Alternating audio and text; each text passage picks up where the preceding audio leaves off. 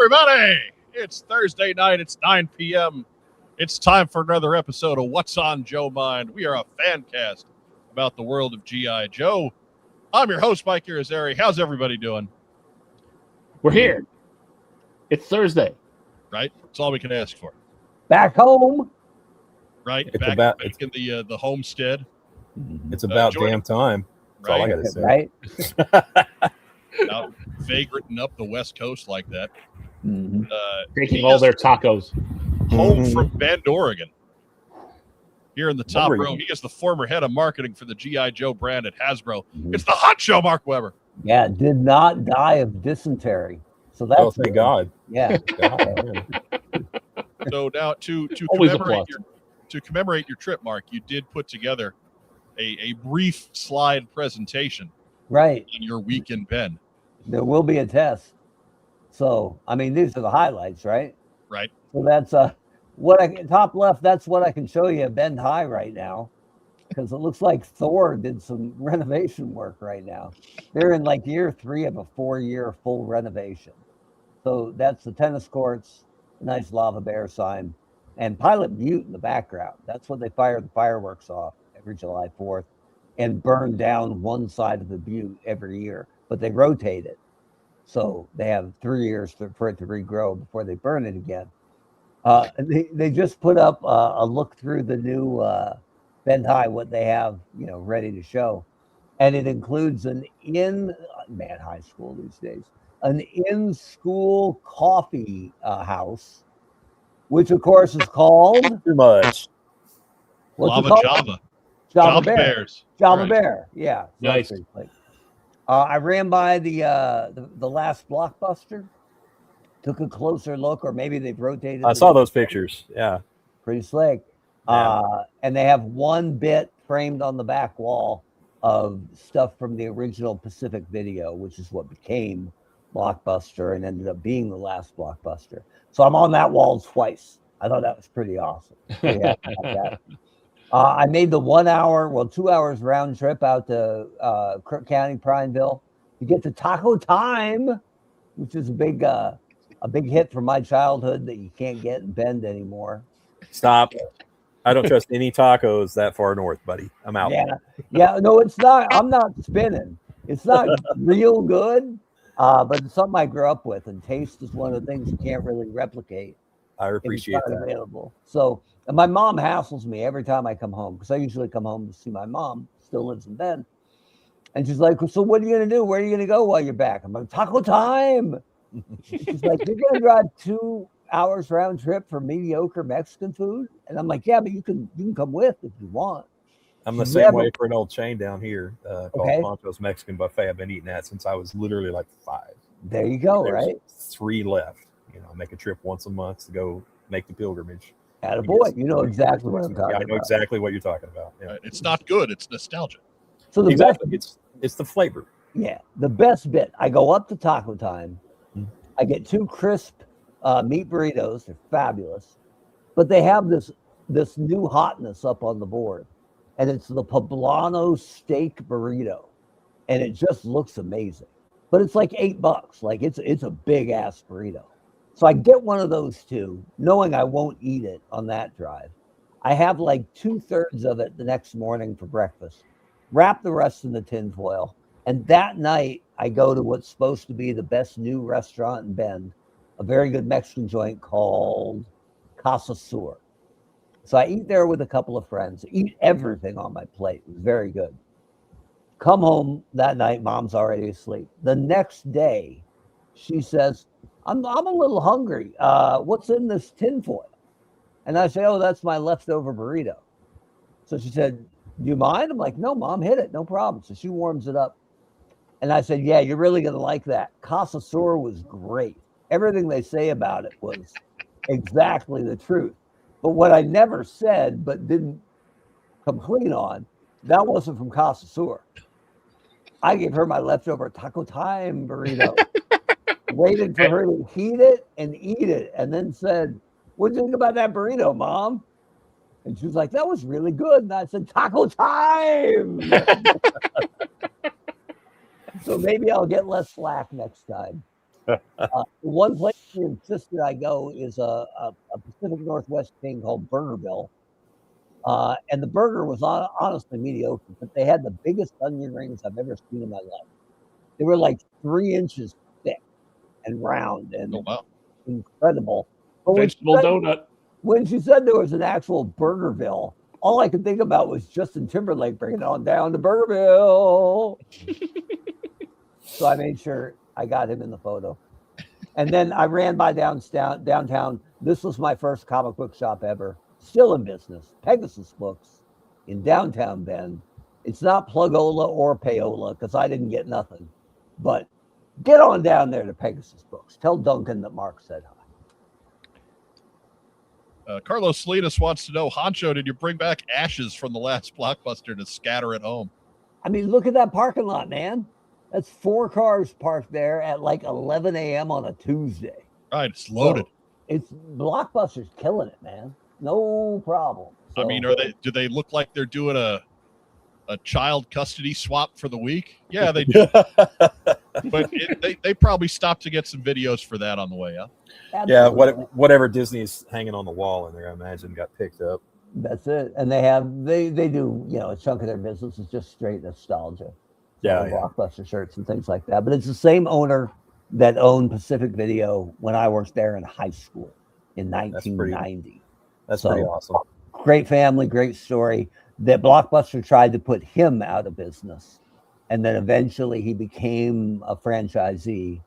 And then when after Blockbuster decided not to buy Netflix for $20 million in 2002 and went belly up, I forget who, it was like Dish Network or somebody owned the legal IP for Blockbuster. And he just pays a licensing fee every year to keep it open. And Blockbuster was based down here in Dallas for a really long time, and there's some real bitter feelings still for the way that was handled. Right. Real bitter with a lot of locals, because it ended up being the death knell for every video, rental video game place, anything like that. Yeah. Down here. So. And it's funny how everybody, everything's streaming now, so why bother? And now people are figuring out that just because you own the license to something doesn't mean it's going to be available, right? You didn't buy it. I think I've ever bought like 6 streaming movies or anything like Amazon, what have you, just because I know that if you don't own the physical media, you don't actually own anything. Absolutely. And with in terms of video games, which is what I do for my off hours. EA specifically, but several other companies have gone to having to be logged into an account active while you're playing to be able to play the game. So it's all creeping that direction. Yeah. It's just a matter of time. So far, so good. But now people are starting to feel a little bit of the itch. There's a guy who can't access his Lord of the Rings stuff anymore. I saw that because wherever he bought it from doesn't own the license anymore. So guess what? Your library card doesn't work here. So, but that was Oregon. Always good to get back. Some of us never discarded. So yeah, attaboy. Same bookshelf after bookshelf after bookshelf of stuff. Yeah, I got rid of a lot of it, but it was mostly because I didn't want it. So. I've still got at least a couple of hundred PS2 titles. I go all the way back to the original Nintendo and a couple of Atari cartridges too that I've still got. There you go. Systems will play them on. Hell, I had some Blu-rays come in a couple of weeks ago. I still buy them Blu-ray. Yeah. Yes. I got Pee-wee's Big Adventure on Blu-ray from the Criterion Collection. Very nice. Got to keep your eyes out for those, like Shout Factory, when they do something that's obscure. Yeah. It took me forever to find a copy of Near Dark on Blu-ray, which is what's her name? Did not Zero Dark 30. James Cameron's ex-wife. Catherine Hamilton. Yeah. Yeah, it was a great vampire flick from like 1987. Mike gets rid of stuff he doesn't need anymore, and that's a point of public record in a county in Missouri. Right. Jackson County, Missouri. I'm guessing, I'm just being from inference, and forgive me if I'm stepping on any toes, that's where you got your divorce? Right. Yes. No, that's where he got his freedom. Oh, regained freedom. Hey. You know why divorce is so expensive, Mike? Because it's worth it. Right, I was about to say I'm still paying for it. So yeah. There you go. In the bottom row, he is free of another week of school. Of tiny gremlins. Well, they're not so tiny. They are in no way tiny. Right. But Racktime Rob back on the program. Oh, and they're gremlins. Yeah, these. Let's just say that today the gremlins were definitely fed after midnight and got wet. It was awful. Yeah, Racktime Rob. For those keeping score at home, he teaches special ed at the local high school, and that's folks that are up to what 22, 23 years of age. 22. So they're not necessarily high school age. And yeah, Racktime Rob gets to wrestle with that sort of folk all week. As a budding teacher myself, I'm keeping an eye on job postings now for the first time in that industry. Yeah. And boy, there's a lot of special ed openings. There always Right? are. I got a good friend that used to do Joe stuff with me that lives in Fort Worth now, just down the road, that's doing the same thing. It's always been a difficulty, but he puts in the time. You got to appreciate guys that are doing that. Absolutely. I sat in just like for 2 weeks, 4 days total in a special ed classroom this summer. And I already had massive respect for special ed teachers. But when you're actually in there watching it, and the amount of patience and care, it's really something. So give it up for Racktime Rob. Yeah. Absolutely. Good job, buddy. Just send Advil. All right. And then at the bottom right, it took us almost. Bring it on down to Advil. It took us almost 400 episodes to get him on the damn show, but he's finally here with us. I don't know what to say about that. From Chicken Fried Toys, John Russell on the program. Hey guys, glad to be here. Thank you for having me. Looks like we rescued you from the duck blind, man. You're bright orange today. Orange is the company color. Right. Your lamp is on it, so we can't see that you've got a Chicken Fried logo on your hat. Oh, I turned that. The lamp is directly over my head. There's no way to cut the glare from it. I'm sorry about that. No, you're good. That's actually one of the reasons why I'm wearing a baseball cap, so it doesn't blind me while I'm looking at the screen. It's when you live in a 100-year-old house, there's not always a lot of options to swap stuff around, if you know what I'm saying. Right. Right. They didn't have podcasting in mind. No, they didn't. They didn't have outlets in mind either. There's not enough of those. There's certainly not enough breakers right now. 107 degrees today, fellas. Be glad you're not here. And that's not what the heat index. It's just straight up heat. Now, Mark, I know that you spent time in Arizona, so you're not scared of it, but man, it ain't no fun. No, there's no spin on 107. People driving with oven mitts. Like, it's dry heat. Yeah, right. Like a microwave. Yeah. Put your head in the microwave. As Gary Shandling always said, "Oh yeah, 105. It's a dry heat. Yeah, so's a blowtorch." No, I'm glad I'm here, guys. Thanks for having me. Finally, I know it's been a while. I see Mike. Oh, more or less every year at Des Moines. We talk, say hi, and Mark I see in passing here and there every once in a while. It's been a while. Certainly, with the last JoeCon probably was the last time I think I can recall. They don't let me out much. I'm pretty well locked down.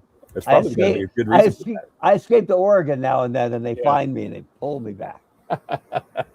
He was able to get past Klamath Falls this time. Right? I had to get back in time for the Red Sox collapse. What's a hot summer up in Oregon, like 82, 83? Or it'll hit 90 in Bend, but it's high desert, so it's also kind of dry, but it's nothing like Texas or I was out in Tombstone for an event back in 23 in early July. It was a Red Dead Redemption related fan show, and I didn't know it when I booked it, but the event was outside on Old Main Street in Tombstone. And it's old Main Street. It's modern versions of old buildings is what it is. You know, the city fathers want to dress it up a little bit, certainly. But what I wasn't prepared for was the heat. Now, it was a dry heat. That's true. And it made it a little more tolerable, but only just. I mean, Jim and Christmas, it was ridiculous. Yeah. Hot as hot. People don't know that it's really windy in Tucson, right? Or it's really windy. Damn, I ruined my own joke. It's windy in Tombstone because Tucson sucks that hard. Oh, Tucson. Yeah, flying into Tucson and then having to take a shuttle for an hour and 10 minutes to Tombstone was not great. at least you were leaving Tucson, though. Tucson's the only major American city with speed bumps in just the outbound lanes. Yeah. It's like driving through Mississippi on the freeway. You can tell you hit the state line when you start driving by Braille. Blah, blah, blah, blah, blah, blah. There was a fan, who knows who he was, but he's a legend, at an Arizona State game a couple of years ago. And he held up this giant square sign that was the state of Arizona. And in the southern part, it had a big blue, like heavy line. And it traced the southern border and then came up over Tucson and then went back all the way to California. At the top, it said, "Build this wall." There you go.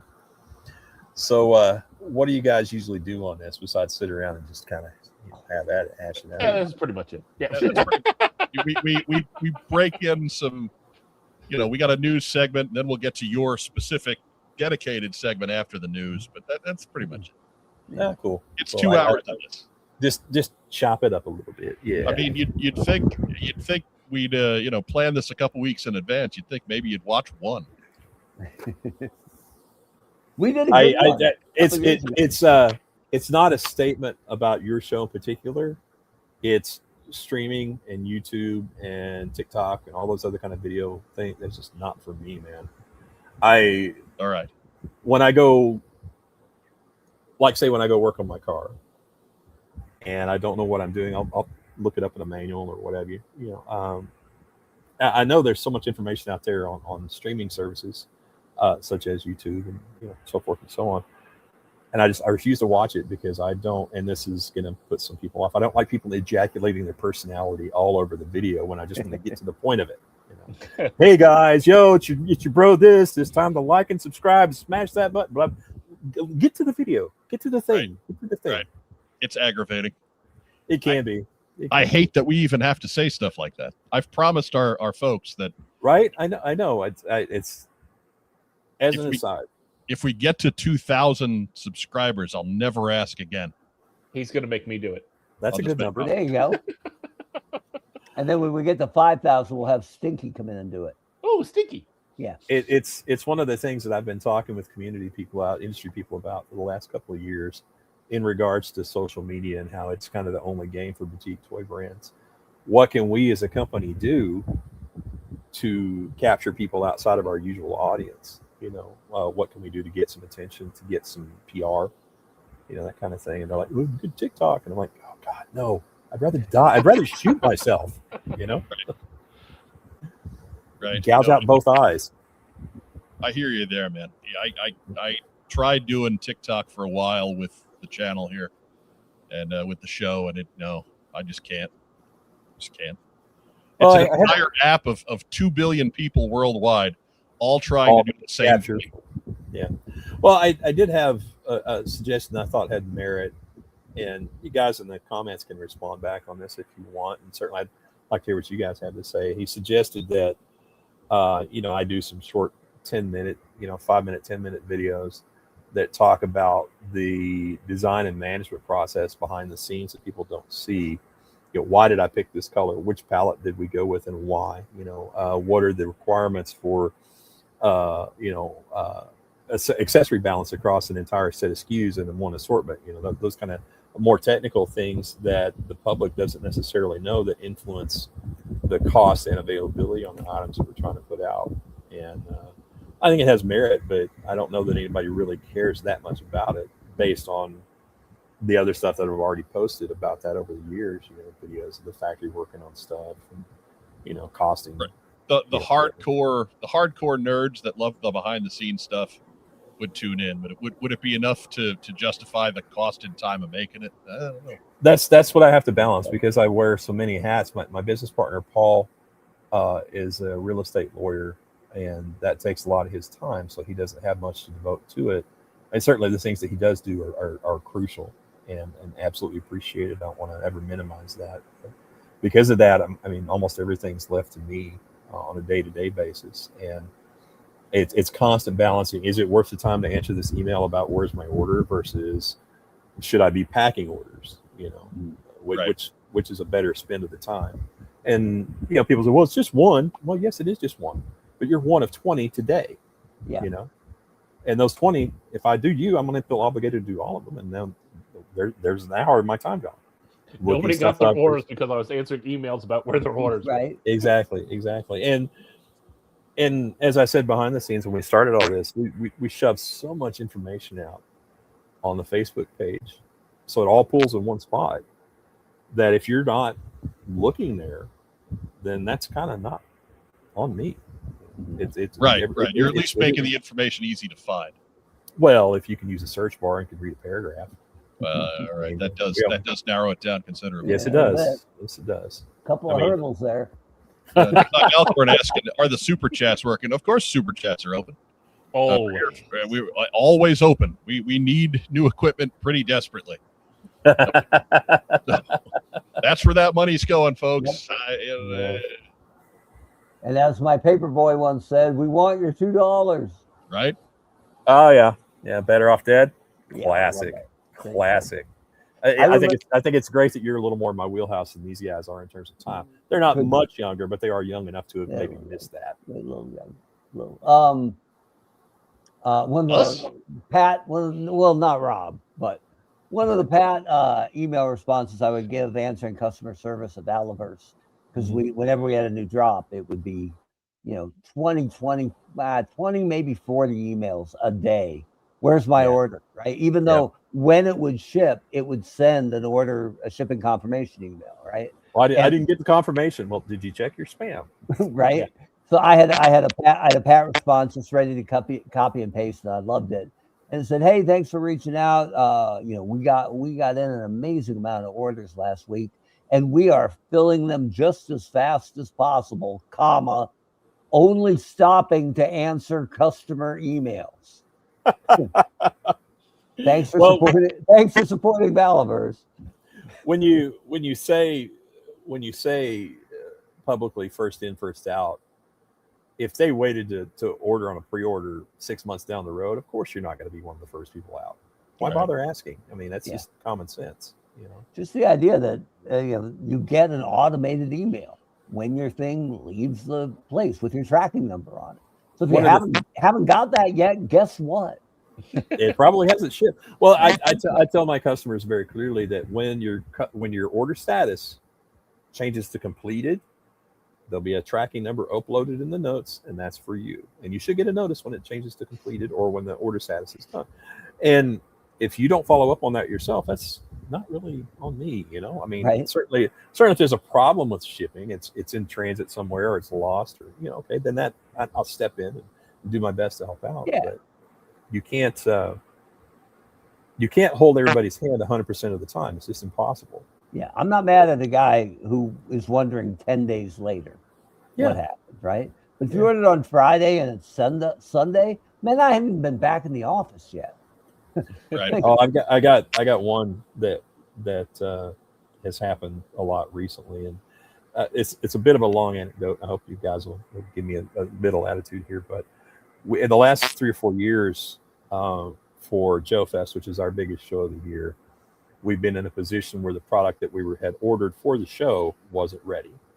And there was other stuff that was in process that there were enough copies of that we expressed them over to have a new product to sell at the show. Now, obviously, these are pre-order items and things like that, and it's not our first choice to have to do this. But we're in a position where, pardon my language, but it's a shit sandwich, and we got to choose which bite to eat. There's no good answer to this. And I've had to do it. And this year, people really, a few guys, a very small handful of people took real exception to it. I'm like, guys, we can either do this and continue as a company because we've taken advantage of this situation to make money that needs to go in the pot, or we can wait till all of the stuff is here and then ship your thing. And then that will be that. That'll be it. Okay, we've missed a giant revenue stream. And I'll tell you, without talking numbers, Joe Fest is big enough that I care. Holy crap. I care enough to drive 14 hours both ways to do that show. Pulling the trailer and with a crew of like 3 or 4 other people. I care. So, it's a bad position to be in to have to make decisions like that. But sometimes you just have to. You end up doing what's best for the company, not necessarily what's best for the one customer. And these guys were very vehement in their responses, I guess would be a good word. And you just try to do the best you can, but after a certain point, you're not going to be able to make these guys happy. So, yeah, driving from Texas is no joke, man. Well, we're around the middle of the country, so everything's halfway a country away. Yeah, it's not bad, right? We Yeah. drove to the Sun Bowl once from Phoenix. So we entered Texas from the westernmost tip down low. Mhm. And the first sign said El Paso 12, Houston 1385. Yeah. And I'm like, ain't nobody driving to Houston through El Paso. You'd be surprised. One of my vendors, a good buddy of mine, Joe Amaro, comes into the Dallas area every once in a while. He lives in El Paso, and they drive. Like, man, oof, that was just rough. it looked like a ridiculous flex, right? It should just say Houston tomorrow. Like, come on, Houston eventually. I did a couple of Joe cons from Dallas to Orlando, and I don't know if you've ever made a drive like that, but it doesn't seem too bad because you go 10 hours and you hit Jacksonville, and then you have to drive halfway across the state and then turn south and drive all the way. Right. So it ended up being like 22 hours with gas stops and stuff. It was just stupid. One way. People who haven't driven Florida have no idea, especially if you're involved in the panhandle at all. Yeah, Florida, like baseball. Florida is I'm not a fan. No, there are major league players who, if it's close, will pick a team that does spring training in Arizona, just so they don't have to ride that bus in Florida. Yeah. Oh, major leaguers don't like riding in buses anyway, right? Well, I won't say they're above it, but they're above it. Yeah, pretty much. I think they do enough of it in the minors that by the time they get to the bigs, they're like, they're a little tired.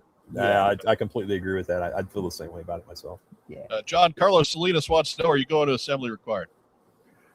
It's up in the air right now. I got a couple of shows between now and then. I went ahead and booked my hotel room and stuff, so I wouldn't miss out on a room at the event. I know that those sell out usually pretty quick, but I don't know yet.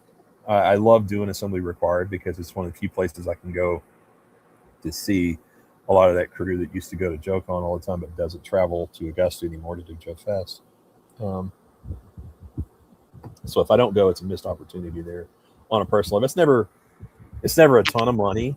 I mean, it's not necessarily a losing proposition, but best said by my late great friend Aaron Dietrich, you go to assembly required, you have a great time, but you will make tens of dollars. Tens of dollars. And it's not a bad show. I mean, there's a great product there. There's plenty of stuff to buy and see. I don't want to minimize the show in any way, but you don't go to that show to make money. You go to that show for the fan and vendor experience. Is right. Really from a commercial standpoint, it's not a Joe Fest. It's not a Joe Lana. It's not a DFW. No, but I don't want to miss it. So it's right. I went ahead and did some of the booking. We'll see what happens in the next 30 days or so, and that will be my decision time, because then it will be about time to start thinking about booking a flight and stuff like that. That flight's not bad from Dallas to Des Moines. It's only about 2 hours total, but if you've ever flown into Des Moines, it's not the greatest airport. It's a little on the small side. It is. It's pretty tiny, but that's actually what I like about it. Probably bigger than Augusta. Yeah. Actually, Toy Videos drove from Utah to several Joe Cons, including Dallas. Super fun. Slightly smaller than Utah Chattanooga. Utah chapter represented. Utah chapter. How many Joe fans you got up there? The Hubbard brothers and you, and that's it. It's the Hubbards. That is Viper 9 Toys. So. Yeah. Dustin is a good customer. I like it. He paid to have his head sculpted in the last Kickstarter, and I showed him the model in Paintmaster not too long ago, and he was pretty excited about it. We managed to take his burly man hair and tame it into something that looks like an actual action figure. He might be the only one excited to see himself in plastic. Yeah. I would say it if he were sitting here right now. They're both good. They're both good kids. I like them. I got to know them a little bit from Joe Cons. There's 3 Hubbardses. Is there 3? I thought there was just 2. Three, okay, there's 3. Well, I don't want to shortchange a Hubbard. All right. Yeah, there's lots of Hubbards. Mm. Now there's a whole another generation of Hubbards.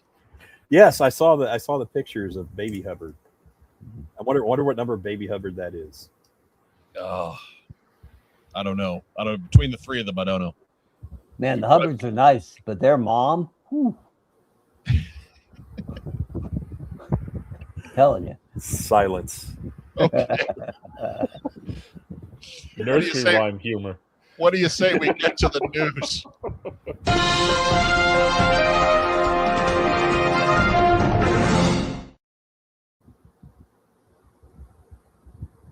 Let's have a hot sports opinion, Mikey. I tell you, man, that news bumper. I'm glad I come back after it sometimes. It's a risky prospect. Way to change the topic before I rip another stranger I've never met. I'm sure she's lovely. Do all that cool YouTube stuff for us while you're here that we just talked about not liking him to do. Yeah. Make sure you like the video. Make sure you share us in your public media circles. Leave us a big boy comment down below. And, of course, if you haven't, subscribe. About 30% of you every week are not that sharing. That sharing is so important. If people don't understand how important it is on social media. If you like a channel, if you like some stuff, share it around. Tell the algorithm how much you love it. Right. It means so much more when you do it than when I do it. That's right. Yeah, like your own stuff. But sharing is a big part of things. That is a huge way to help us. Completely understated. But first news item. What a burger. Hey, this is miles better than In-N-Out. Big fan. I said it. I like them both, but big fan. I've never had In-N-Out, but I did enjoy Whataburger. In-N-Out's French fries are actively trying to hurt you. I said it. I have no frame of reference for you, but I liked Whataburger when I was in Dallas. It was pretty good. Mm-hmm. But anyways, this is the news that I was taking care of just minutes before the show started. From r/action figures on Reddit, from that group. This is a a peg hook display in some store in Indonesia, full of Super 7. Looks like the next wave of figures. And you can see there a carded snake armor. And then in the bottom row, we've got an Arctic Baroness from the movie. We've got Flint. We've got a Tiger Force Jinx. We've got some more Flint. We've got some more snake armors. There's some rumors floating around out there that the fourth figure in that wave is going to be Shipwreck, but I can't substantiate that with anything. May very well wind up coming to pass, but who knows? But again, this popped out probably less than an hour before the show started tonight. So pardon my not having a ton of information to share with you. All the hot news sites, I'm sure, are all over this. It looks like the fourth figure is Godzilla. Yeah. Perhaps Alan the Alien. Right. Or Invincible, or the full version another of that crossover. picture. The full version of that picture had all kinds of Invincible and turtles and all kinds of stuff on the pegs above this. But I cropped them out. I don't see anything there that I think is new tooling. I can't get a good look at the Arctic Baroness, but I don't see anything there that's new tooling. I wonder if any of those have the ball jointed neck that we were talking about before the show. Yeah. I'd like to see that going forward. To fill everybody in, John noted how the Cobra Trooper in the Trouble Bubble packs had a ball jointed head, like the Joe's past 1985 did. So it functions great. If you haven't played with it, check it out. It's worth the spend, I think. I mean, let's hope so. Just because you hate to see them move backwards, But that's the Wild Bill with the new forearms, right? The Tiger Force one? Yeah, the one with the 6 fingers.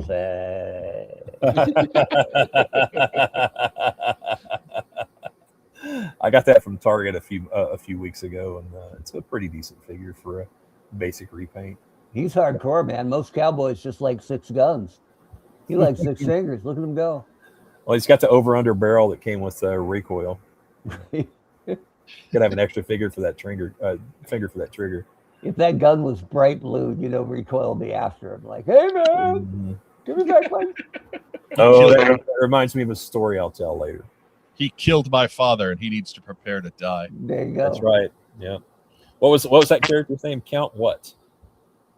Count Rugen. That's right. Yeah. There you go. Yeah. By the way, that Arctic Baroness is going to sell incredible, I think.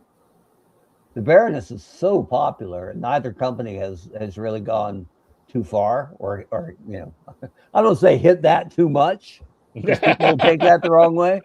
But literally, you could see a different brand manager say, it has to be a Baroness every other year, right? Like, right. Popular, sells, keep putting it out, right? So, I will say that. Go ahead. I'm saying sorry. that's a good look. So I think that'll sell well. I'm going to take a closer look at it after we're done with this show. I'd like to see how many parts it's sharing with the Arctic Scarlet. Mm-hmm. Obviously, she had the hood up versus down on that Baroness. It's pretty obvious. It might be sharing some parts with the Dana figure. Could be. Yeah, could be. Right. I think that's a closer match than Arctic Scarlet. Arctic Scarlet looks like she shares a lot of paces with Arctic Snake Eyes. Easy now.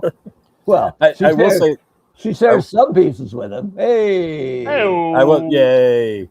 I will say that the Lady J, the O-ring version of that Lady J, that first appeared on the 250th version, is it's actually a really nice tool. They did a nice job on that one in terms of fit and finish and that kind of stuff. As a critique. I wonder what the price is on that snake armor, because it can't be $20. You wouldn't think, but the Fatal Fluffy was super big and came out at the same price point, and Razor that's one of the things we touched on earlier in the pre-show discussion, was balancing the budget for accessories on stuff versus what has more and doesn't, and how does that affect your overall assortment. So that might have had something to do with it. You never know. They have a lot of repaints in this line, and what they save on and make off of the repaints, maybe funding, underwriting some of the savings on some of the bigger figures. That might be following the Hasbro thing here, and they'll just put it out in red later and make a second one that won't sell. Oh, I will say as a toy guy these days, behind the scenes, that it doesn't matter what size your company is, recouping the tooling budget is probably one of the hardest things to budget for throughout production and forecast, where you're going to be down the road. I'd say with the Cowboy stuff that we do, every bit of the tooling for the Cowboys is going to be seen at least 3 times. It's got 3 planned uses before it even gets cut. So I'm sure. Yeah. So I'm sure that's probably something to do with it here. Yeah.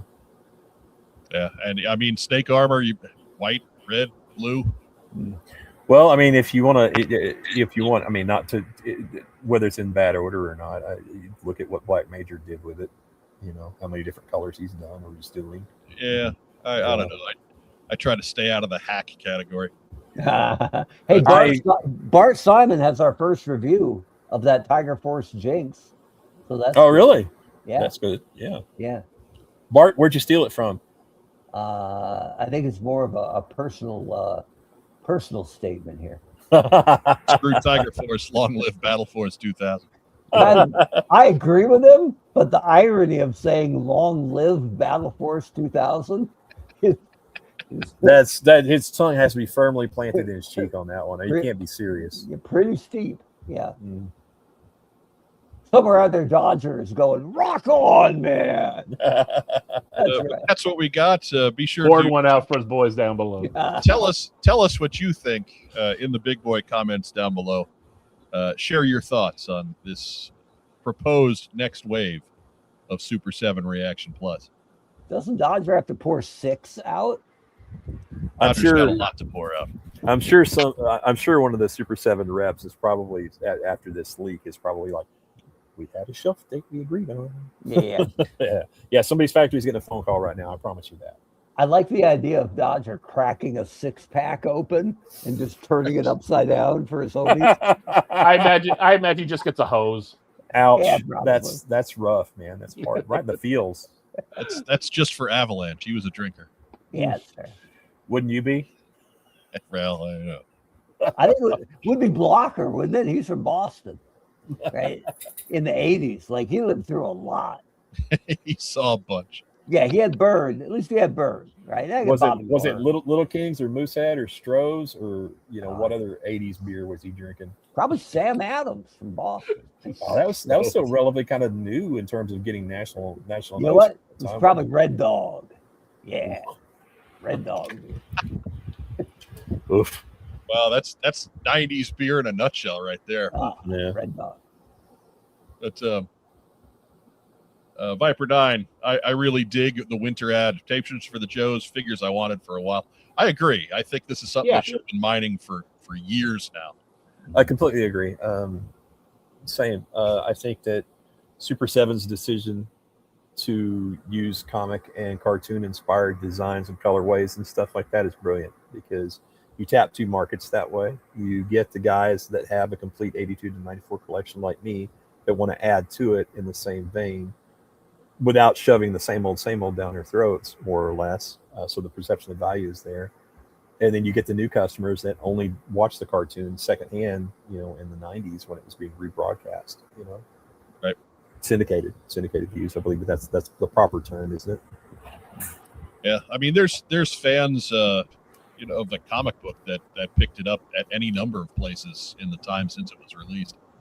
So I turned folks on to the G.I. Joe comic from the 80s at work 3 months ago.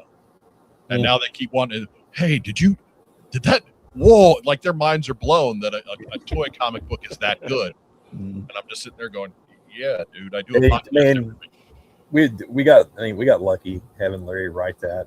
Larry is a great writer, editor, and stuff. And his fly by the seat of your pants way of storytelling was very suited to that particular property. Right. And it could have been a lot worse. We could have had Transformers as a comic. That was yeah, it was a bit of a slog. Well, and the fact bit of a slog.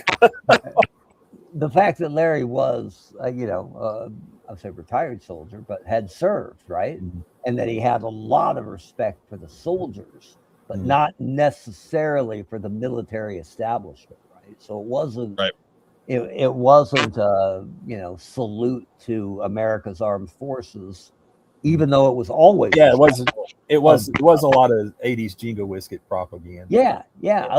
From issue 1, right? Yeah. Where they're talking about that's our job. Our job is to do what we're told. Mm-hmm. Doesn't matter if the mission's a mess. Stalker speech. Yeah. That his way of applying characterization, let characterization lead the story, has always been a way of storytelling I admired, and I'm glad he's still doing stuff. I really am. It would be very easy to rest on your laurels. But I think the creative urge is keeping that guy going every day. He actually can't rest on his laurels right now because of a leg injury.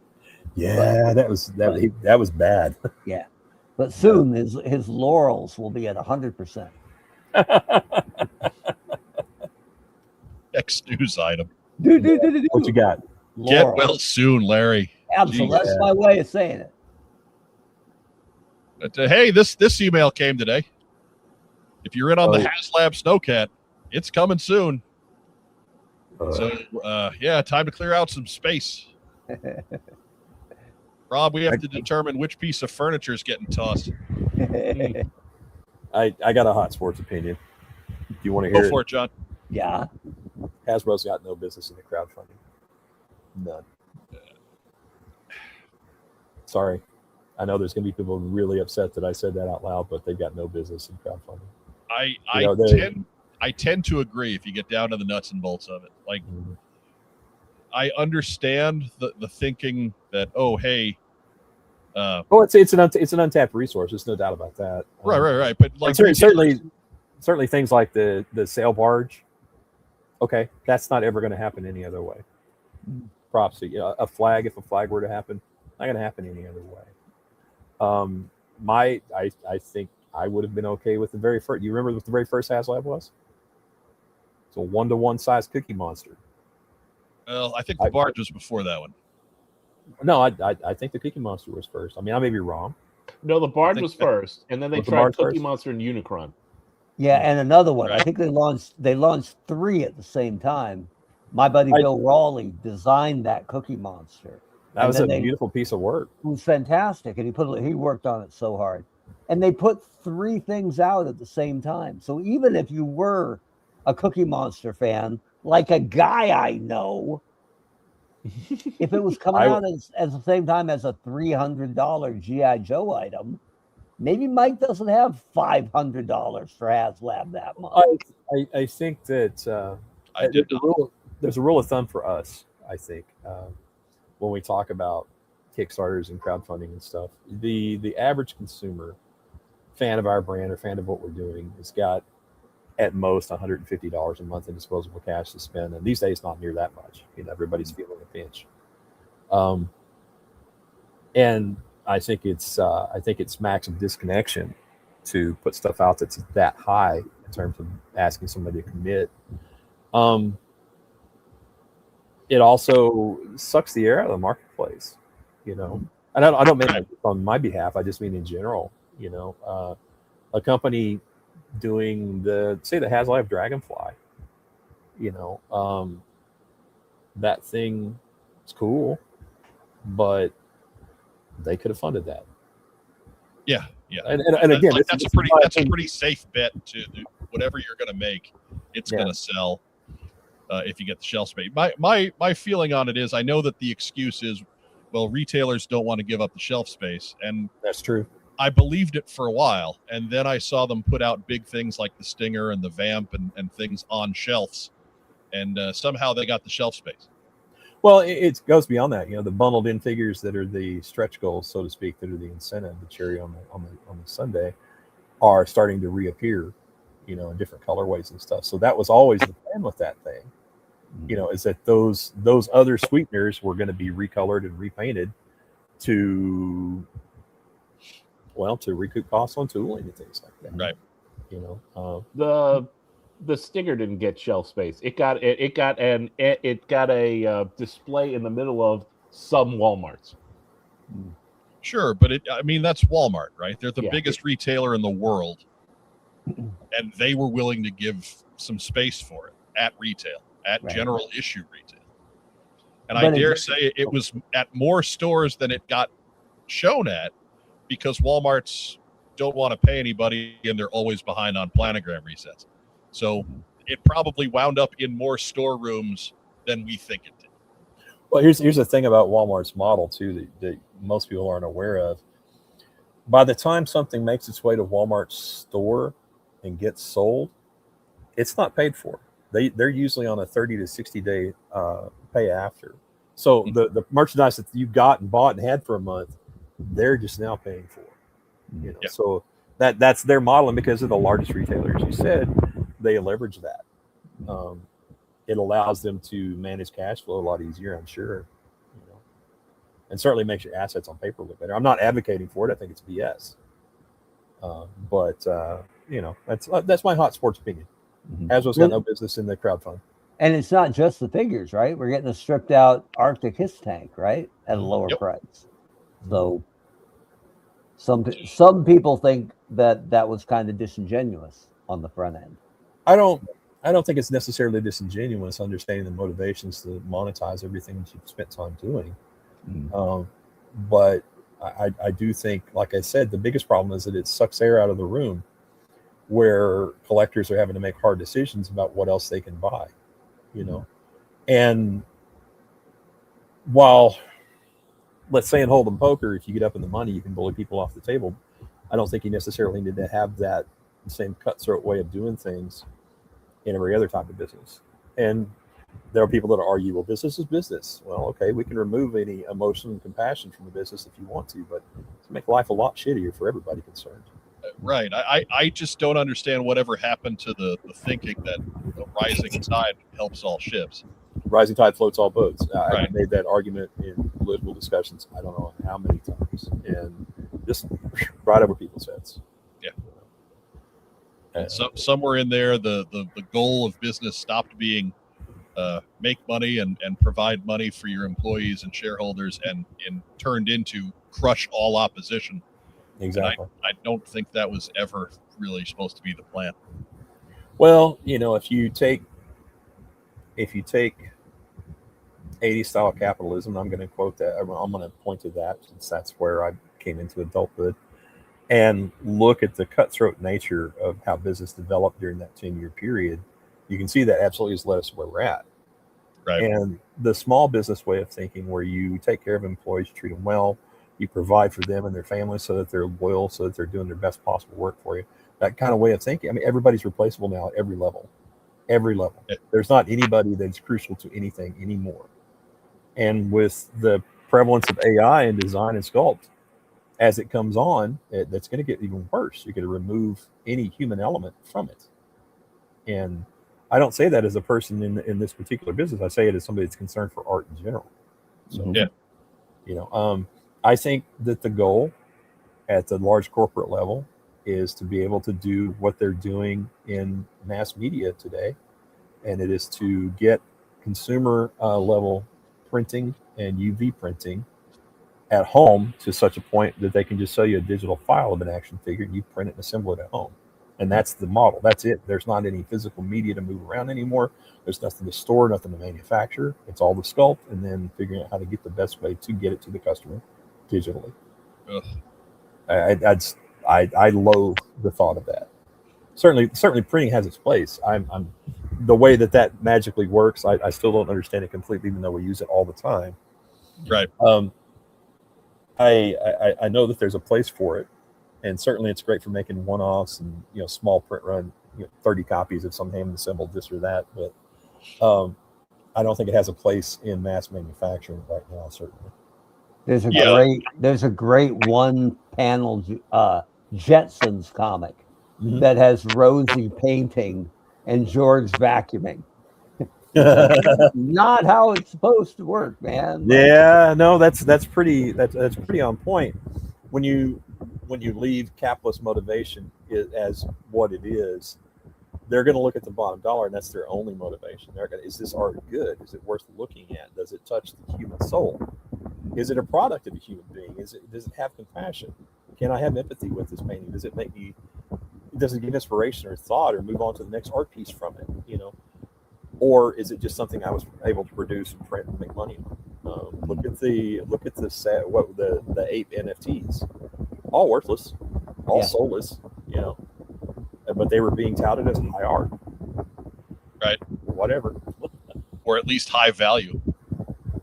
Artificial value, right? I mean that's what it turned out to be. Yes, but you guys have heard the story about that woman who was trying to blow up the data centers on the West Coast? No. What was her name? Sarah Connor, I think. Oh, crazy, man. They said they put her away in some hole. Carlos Salinas, speaking of the human element, wants to know when Hasbro's going to release the Christmas deco sail barge. I wouldn't think it's too far away, given all the other stuff. They do like the holiday themed stuff with the Star Wars. Jeffrey, self-checkout register 4 has been cashier of the month for the last 17 months in a row at our local Walmart. I wonder why that is. I'm so sad that Christmas deco stuff sells at all. Like, what are you doing? Come on. It's the Christmas themed stuff was something as a customer I'd seen it retail off and on, and it only had passing interest. And our first 2-pack was Christmas themed, and I thought because it's a particular creature and this and that and whatever, that we might have longer legs than it had. But honestly, it's not Christmas time, so people don't think about it. Right. Even though the value is there in terms of if you want to go to nuts and bolts of the money, you're getting 2 figures for the price of less than 2. Right.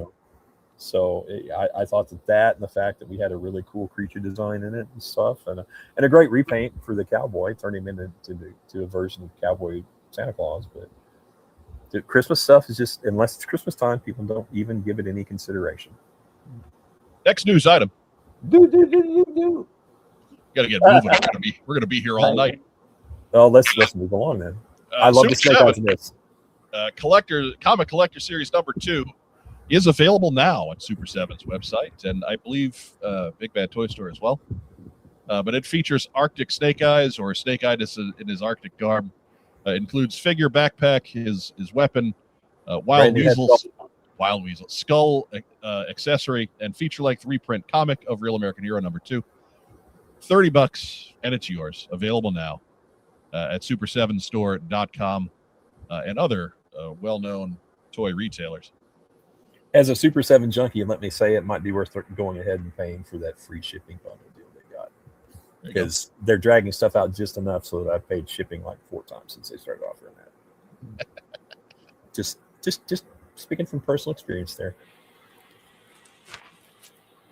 And yeah, we're seeing it in the live chat here and there. I think that is the Arctic Scarlet body. Obviously, the legs are different, but I think it's the same there. But whatever, it works.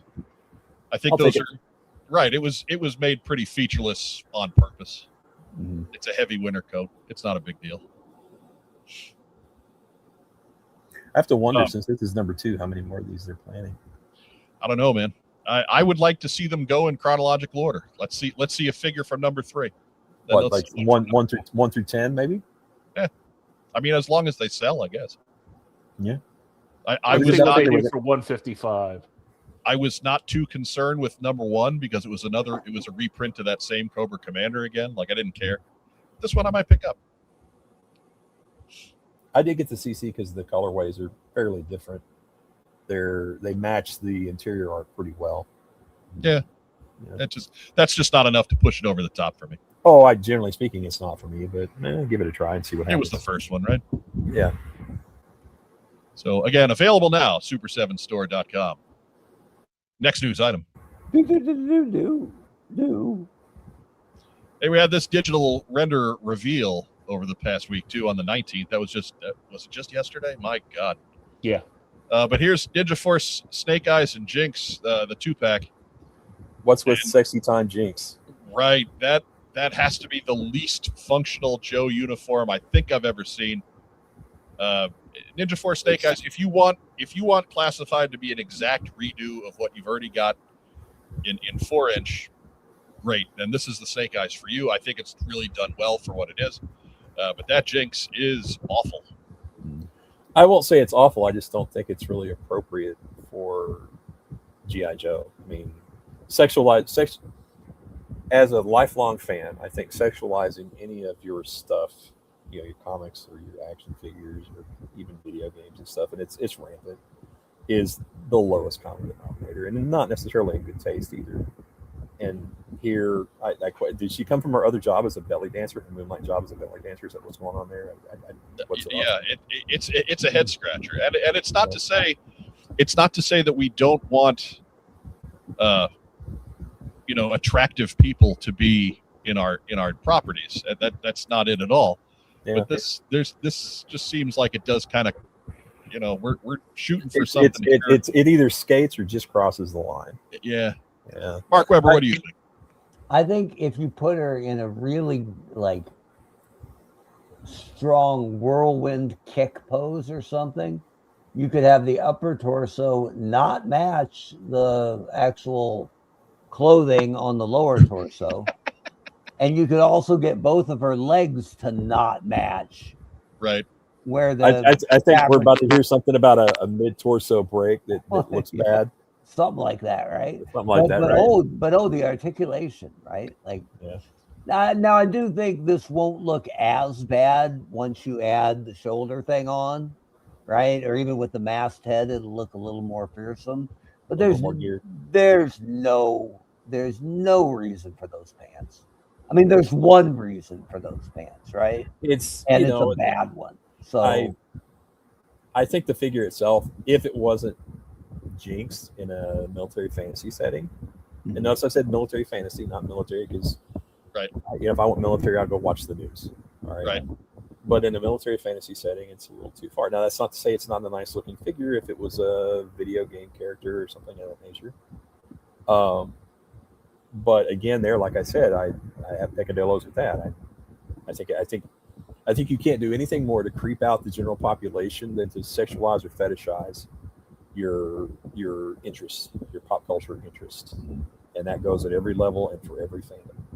Well, I think it hurts too that it's Jinx, who of the females in Joe has historically been one of the least sexualized. Right? She was just a karate girl. right? And that sounds like a pat on the head, right? She was a why don't you mansplain it? Right? Let me try again. She was a really fearsome and capable female ninja. Strong, independent woman. There you go. And this is not that. This doesn't look like that. So, right. I mean, if you wanted to do Ninja Force Jinx, we had a really good design from Retaliation. Yeah, we could have gone with. Great. That was a great design. Yeah, it actually has some of the same cues. Terry Hawkins. They really jinxed Ninja Force Snake Eyes.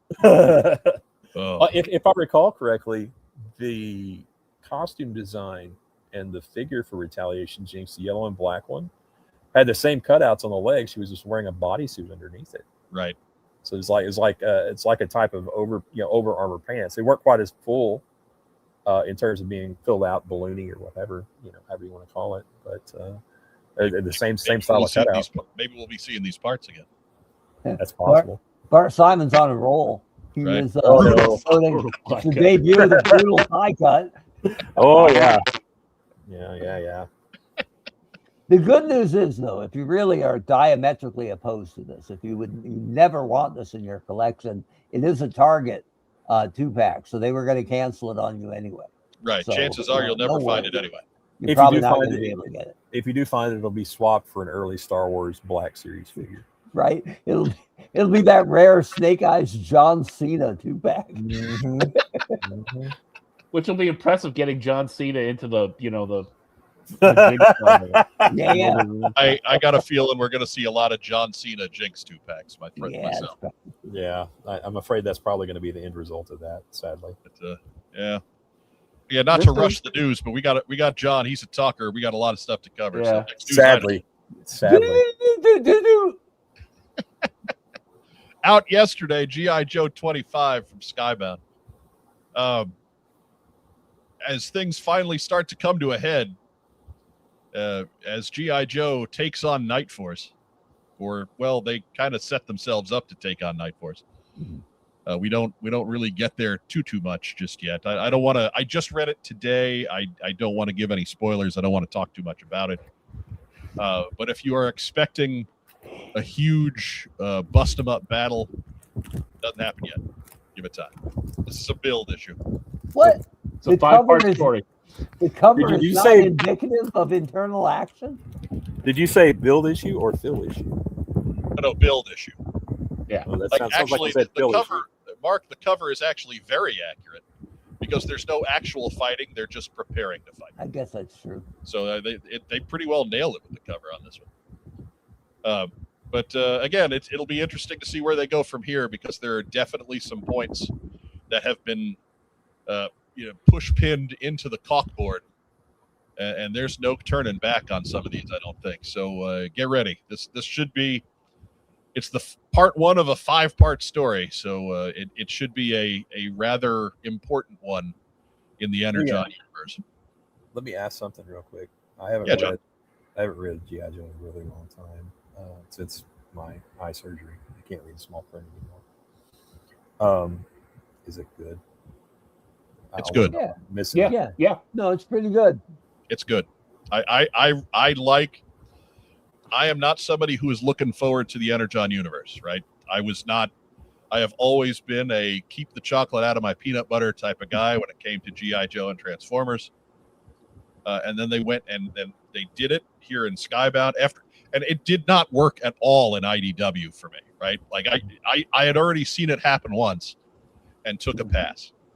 And then Skybound set it up in their universe, and it's a good story. Okay. It's a good story. Some parts of it are stronger than some others. That's natural. But yeah, you can't change that. And it's a good story. It's a good book. I mean, I think it set the tone. Spoiler, 2-year-old spoiler. Right. But when a human jet tries to fight Starscream, and the pilot ejects, and Starscream shoots it down, basically. The pilot ejects, and Starscream goes. Starscream just moves to robot mode. Thank you for establishing that right away, right? So that there's cost. there's and just that there's no hope, right? Not like in the movies where Sam Witwicky, 20-year-old kid, can kill Starscream with his hands. Like, yeah, let's establish that these things are terrifying, and that it's going to take all the tech and the best trained agents in the world to even make a dent. So I like that they established those stakes right away. But so we had that one today. Coming up next week on Wednesday, Real American Hero 109, the Homophiles edition, reprinting the infamous Saw Viper issue. I like to call it the Battle Bunker issue. That's actually the next issue. That carries a lot of corpses, that Battle Bunker. It's a useful piece of machinery. But yeah, this is where a lot of our favorites bit the bullet. Mm-hmm. We talked about it a bit on last week's episode, so I don't want to beat it down too much here. But John Russell, all the dead guys. Since you weren't here last week, John, your thoughts on the infamous issue 109?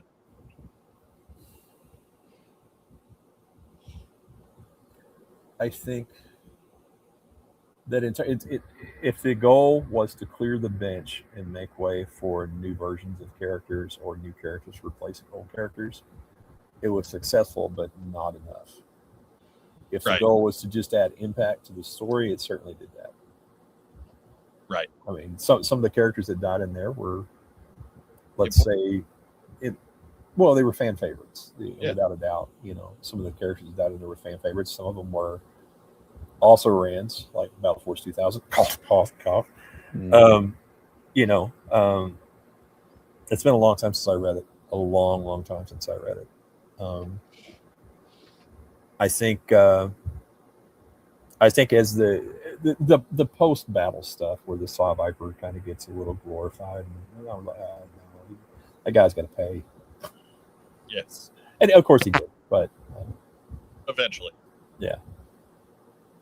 No, it's like I said, it's been a long time, but I remember having those thoughts exactly about how, if it was time to reset the storytelling with new characters replacing old characters, that it was effective for that, even though it wasn't actually that high a body count, considering how many people were on the team at that point. Yeah, it was more of a reset. I think it was the stakes in the without a doubt Cobra conflict, more so than resetting the character list. Because I mean, even some of the guys who lived through that ordeal, you didn't really see Cross Country again. Mm-hmm. Sure. Try to find more than 2 appearances of Hit and Run anywhere in the vintage comics. Right. Yeah. In fairness, though, he's wearing camo, so he might be around. He's just hiding. Cool Breeze was in more panels than he ever was. Right. Yeah. Rob, back in the day, who read this first? You or Mike? I think I spotted this in the comic book store. Yeah, I would say Rob caught that first. And did he run it to you eventually and go, Mike, read this? You'll never guess what happened. Well, we were plugged in enough. Like, it wasn't a time, I think, where either one of us was necessarily. Yeah, I think neither of us were really reading it on a regular basis. Yeah. Okay. Yeah, but we both kind of saw what was coming. Okay. The tone in the letter pages and stuff where you're like, well, how come none of the Joes died? How come none of this ever happened?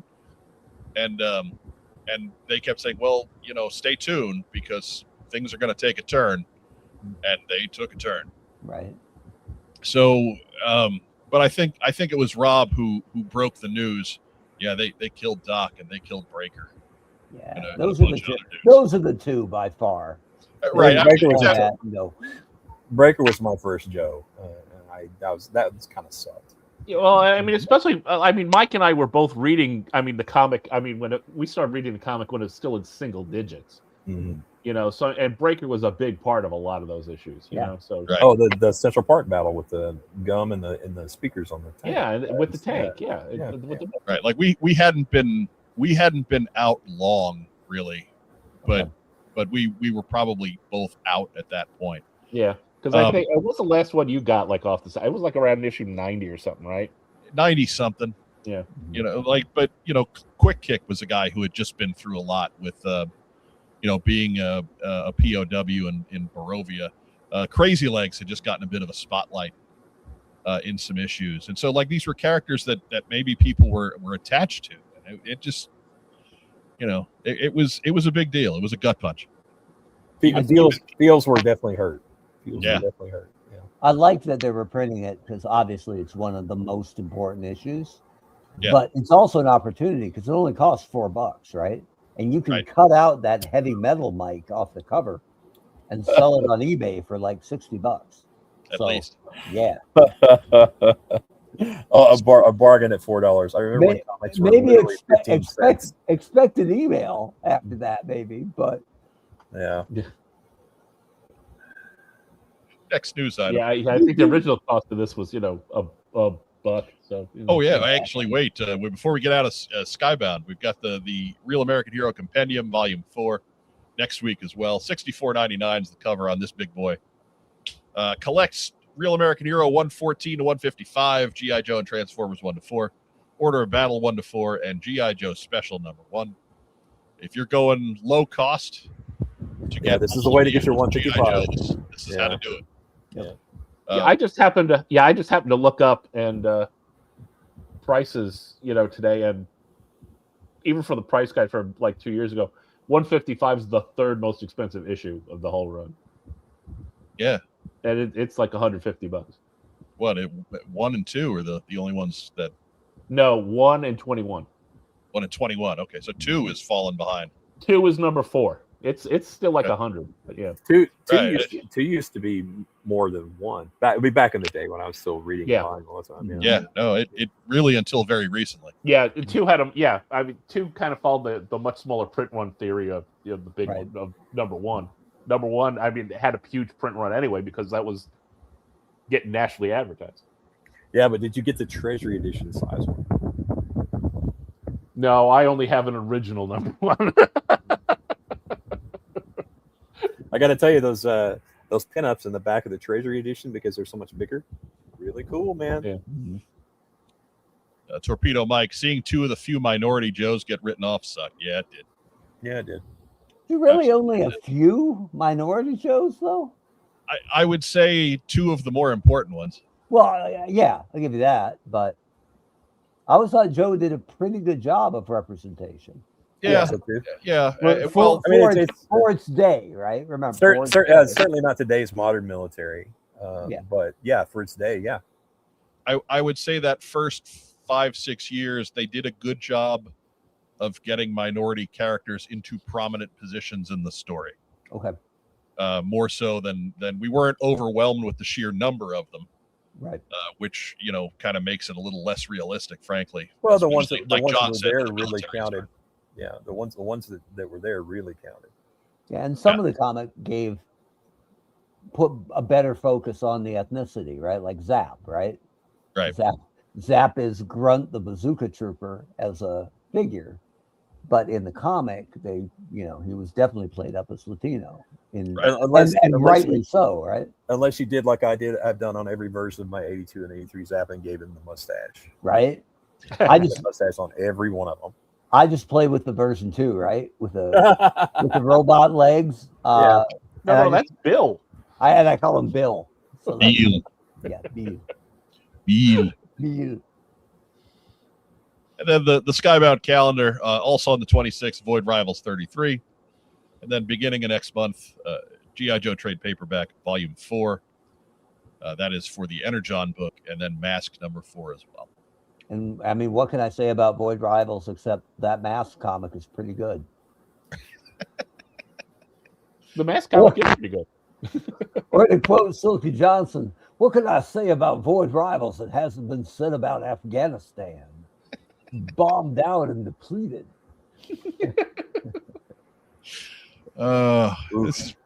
This is what's not gonna make them not want to come on the show. My favorite. That's my favorite line right now. No. You want to swerve into politics? I'm your guy.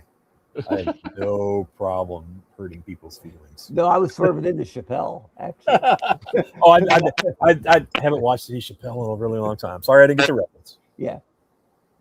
And getting the Skybound guys to come on the show. That's that could be an issue. Yeah. We give, and you guys are always playing nice, but we really give like 95% love to the Skybound stuff. Yeah, because it has been and continues to be very good. Right. I think it legitimizes our praise. Look, I spot you that Void Rivals took a long time to get going. Yeah. And unfortunately, Mark, you got off at the wrong time. That could very well be. But I do not fault you for not wanting to continue after 20 issues of not much. Yeah. That's like saying the fifth course of this meal is really good. Like, you should really hang in there. I'm like, right. It's dessert, man. It's pudding. Come on. It was a slow boil, but it took them 12 issues to realize, oh, geez, forgot to put on the burner.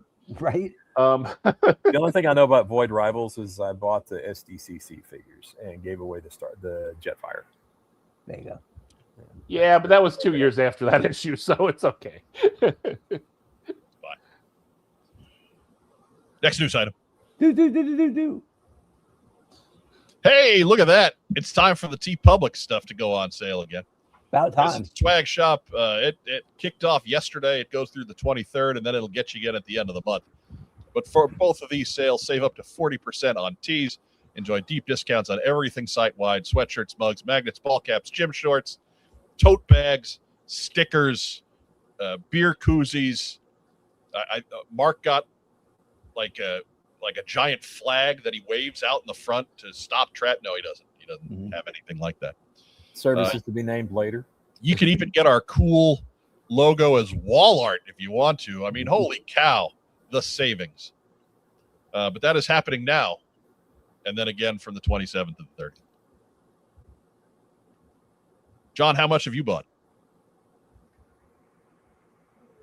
That's right, nothing, but that's fine. It doesn't come in bright orange, Mike. Do you want me to lie to you? Well, I'm going to guess he probably doesn't come in big boy sizes, like a Gamer 2XL. It gets up to 5XL. Oh, well, okay. Surprise. Okay. All right, respect. Five as in Bundy.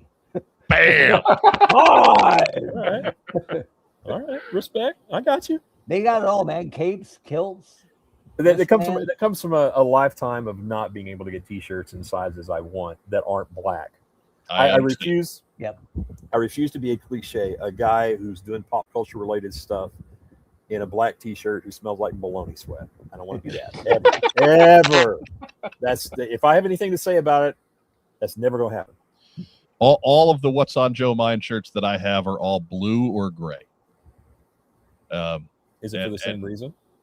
Yeah, because I just didn't want to do a black shirt. But I understand that we have to make them available because most of the folks to our right in the live chat who do buy our T-shirts want black ones. Yeah. No account for poor taste in coloring. Yeah. And Mike has ham sweat. So, what does that? Well, I mean, and no offense to Chicken Fried Toys or our friend John Russell. Some of us can't wear orange. Now, is that a school related? Is that a school related peccadillo? No, that is a red hair related issue. There's a lot of orange, red, yellow, and pink in my closet. Yeah, John, your shirt is actually bright enough that it would burn Mark. He is that pale. Mark is an author. Wait till you see the next bunch. Yeah, he is that devoid of skin pigment that your orange shirt, if he were sitting next to you, would burn him. Yeah, I had to keep the shades down on the flight home because I don't need to be closer to the sun. Who knows what would happen? The plane turns the right way, you get cooked in your seat. That's it. Be sure to pick up stuff with the 15th anniversary logo designs by our good friend Cullen Davis. Of course, the gold standard, or we've got red, white, and blue steel. I got both.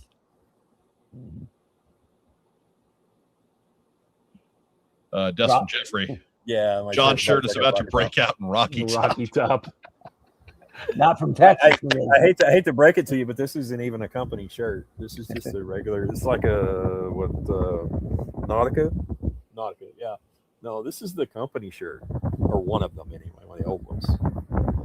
And that's even more Rocky Top. there you go. Yeah, that's about as neon as it gets. For folks who want to know, occasionally the audio gets weird on John because it's 110. I'm in the middle of a wind tunnel. Yeah, it's 110 degrees in Texas, and he's got to rely on fans. So every so often he moves in a way that the fan gets to his microphone. And I do apologize for that. Right. I do apologize. Deal with it is all we can say. Yeah. He's trying to stay alive. right. Well, I would not stew in my own fat boy juices. Right? Yeah. Trying not to baloney sweat up that orange shirt. You like that phrase, do you? I'm stealing it, man. I'm stealing it. Run with it, my friend. Baloney sweat. Something around here says Vienna sausage. Pathfinder Bill's running late tonight. What did he miss? Oh, man, he missed everything. Right. We're still in the news, though, so. He missed the Bend, Oregon recap. Right. He missed the shots fired at HasLab. I mean, plenty to go back and watch later. He missed the celebrity drop-in of Shebang, which no one ever expects. No, never. I'm not doing it here because everybody expects it. Oh, that's fair. It's been mentioned. It's no good now. You can't telegraph it. Kind of like the Spanish Inquisition. Next news item. Do Shebang. But remember, sometimes G.I. Joe happens and it's not Thursday. For those days, be sure to check out the surveillance port at surveillance-port.com. Why did he take the tough one to spell? We don't know. But you remember it, so it couldn't have been that bad. And sometimes Eric will point you out to things that we don't necessarily do here at What's on Joe Mind, like early reviews, leaked pictures, things like that we don't get to very often because that once a week format only takes you so far. But for all of your other 6 days of the week, surveillance-port.com. It's like your bathing schedule, huh? 1 day a week's not going to get it. No. I go 2 days at least. And kudos to the Bat for wearing a Chicken Fried Toys shirt. Right. Exciting. Yeah. Right. You can tell if I've showered in a day because that means I've shaved, and I am quite hairy. Ooh. Okay. It's a little too much information. I'm assuming you're talking about your back, right? No. Okay. Bald as a baby. Doug Dello forgot Super Chat's on. What? Super Chat's always on. Sorry if someone has. Thank you, Doug. We appreciate the contribution. Doug's also one of our monthly subscribers. So be sure to check that out. Link to that in our coffee site is down below as well. Every little bit helps. Mike, get a laptop that doesn't lag when he tries to do anything. It's Next a good news deal. item. Doug gets free shipping out of that. Do. Free shipping. And the G.I. Joe 3D Printing Podcast is happy to present Chunky Tank Kitty and his Meowler Tank. Be sure to check out Mark and the Boys every Sunday morning. I guess it's Sunday afternoon at noon. Noon Eastern. As basically you get four guys talking about stuff, only there's 3D printing involved. Is that rapscallion Mark Gerwig? It certainly is. What a terrible person that is. Yeah. Mark's a good friend. He certainly knows what he's talking about. Every so often he's like, hang on just a second. I think, oh yeah, classified hydrofoil.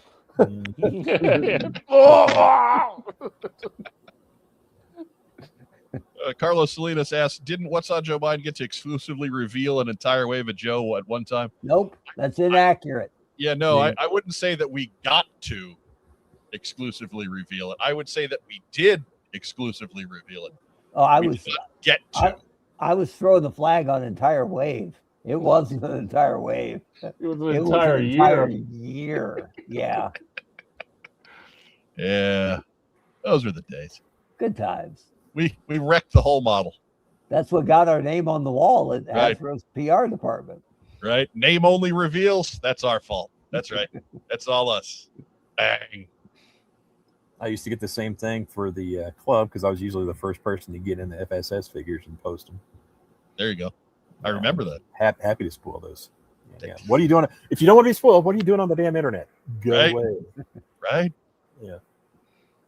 Right? Go back to wherever it is you people go.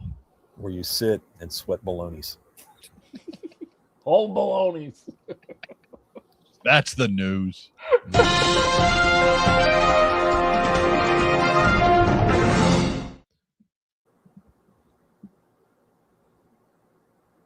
Eventually, it's going to kick. Maybe. Huh? What? Welcome back, Mike. Now that one was weird because he was there. Yeah. And then Heard one word and then it, yeah. Normally, he's the last one to come back in, But no, that was a weird one. Joining us on the show tonight, it's the OG. Everybody get it up for Mike Irizarry, everybody. Nice to have you. Keep those cards and letters coming for the new computer, folks. So not amused. Please, somebody do.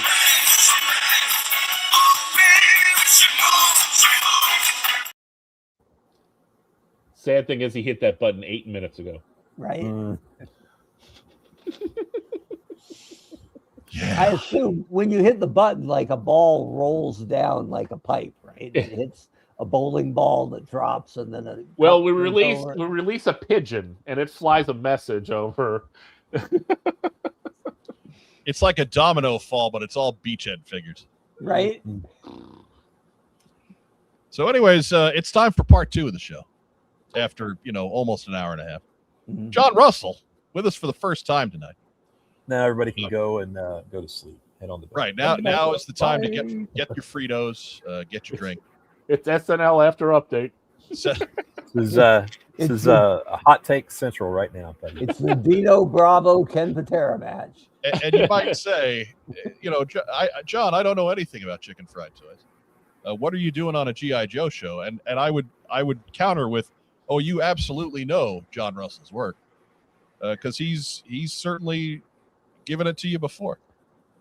John, you're responsible for a lot of the parts for a lot of these the bigger Joe show Build-A-Figures, and we've got some examples of that here. I managed to make sure that I had a picture of Chef and a picture of Robo Joe, because I've got those two.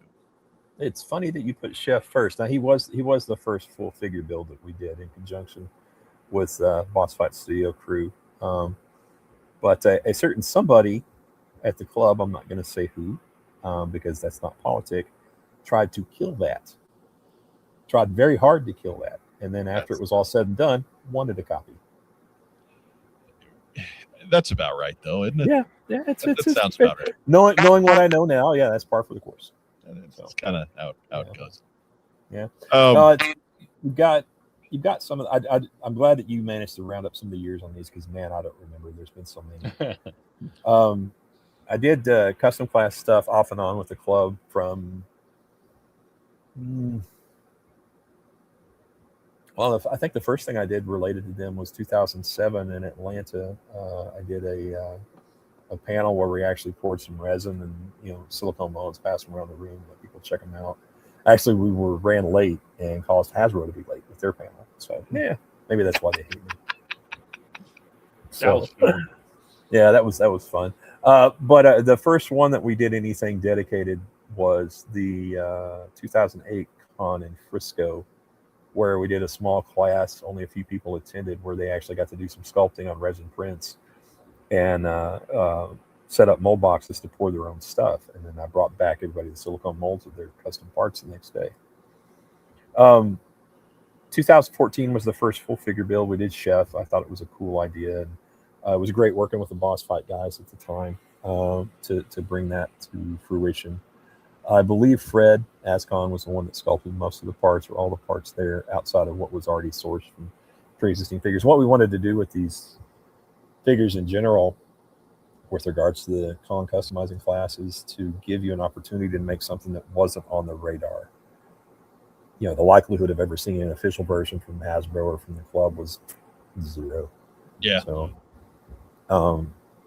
and I think we've been pretty spot on with that in terms of forecasting. I work closely with my friend Kaylin McKean. He's our freelance sculptor now from Robo Joe Forward, doing these. He was part of the design lead on this.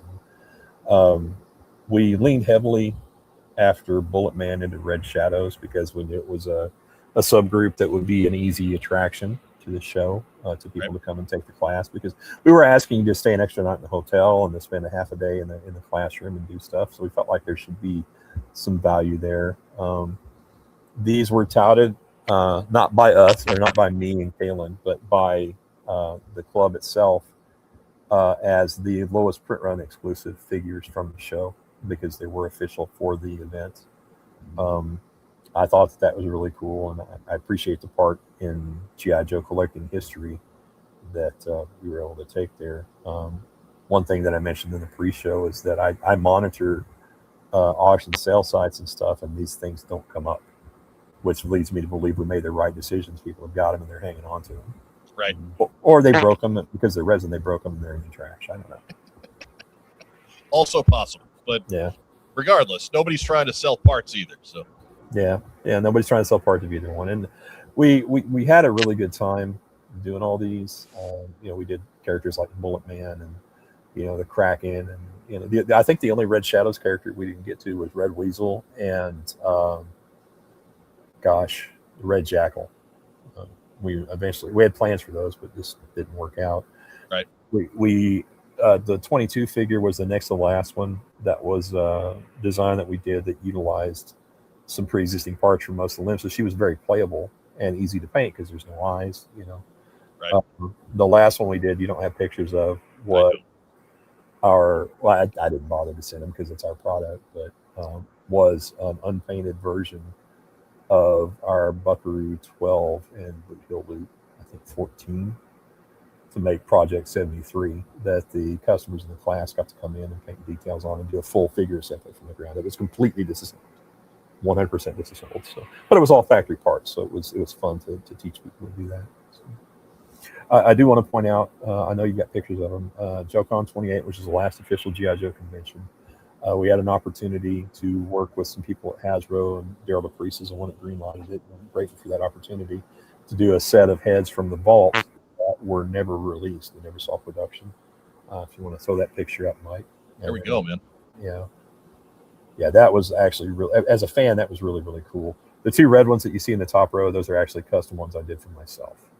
But there were 8 heads in the set. You can see there's the zombie Storm Shadow, zombie Cobra Commander that were part of that zombie team that never got released.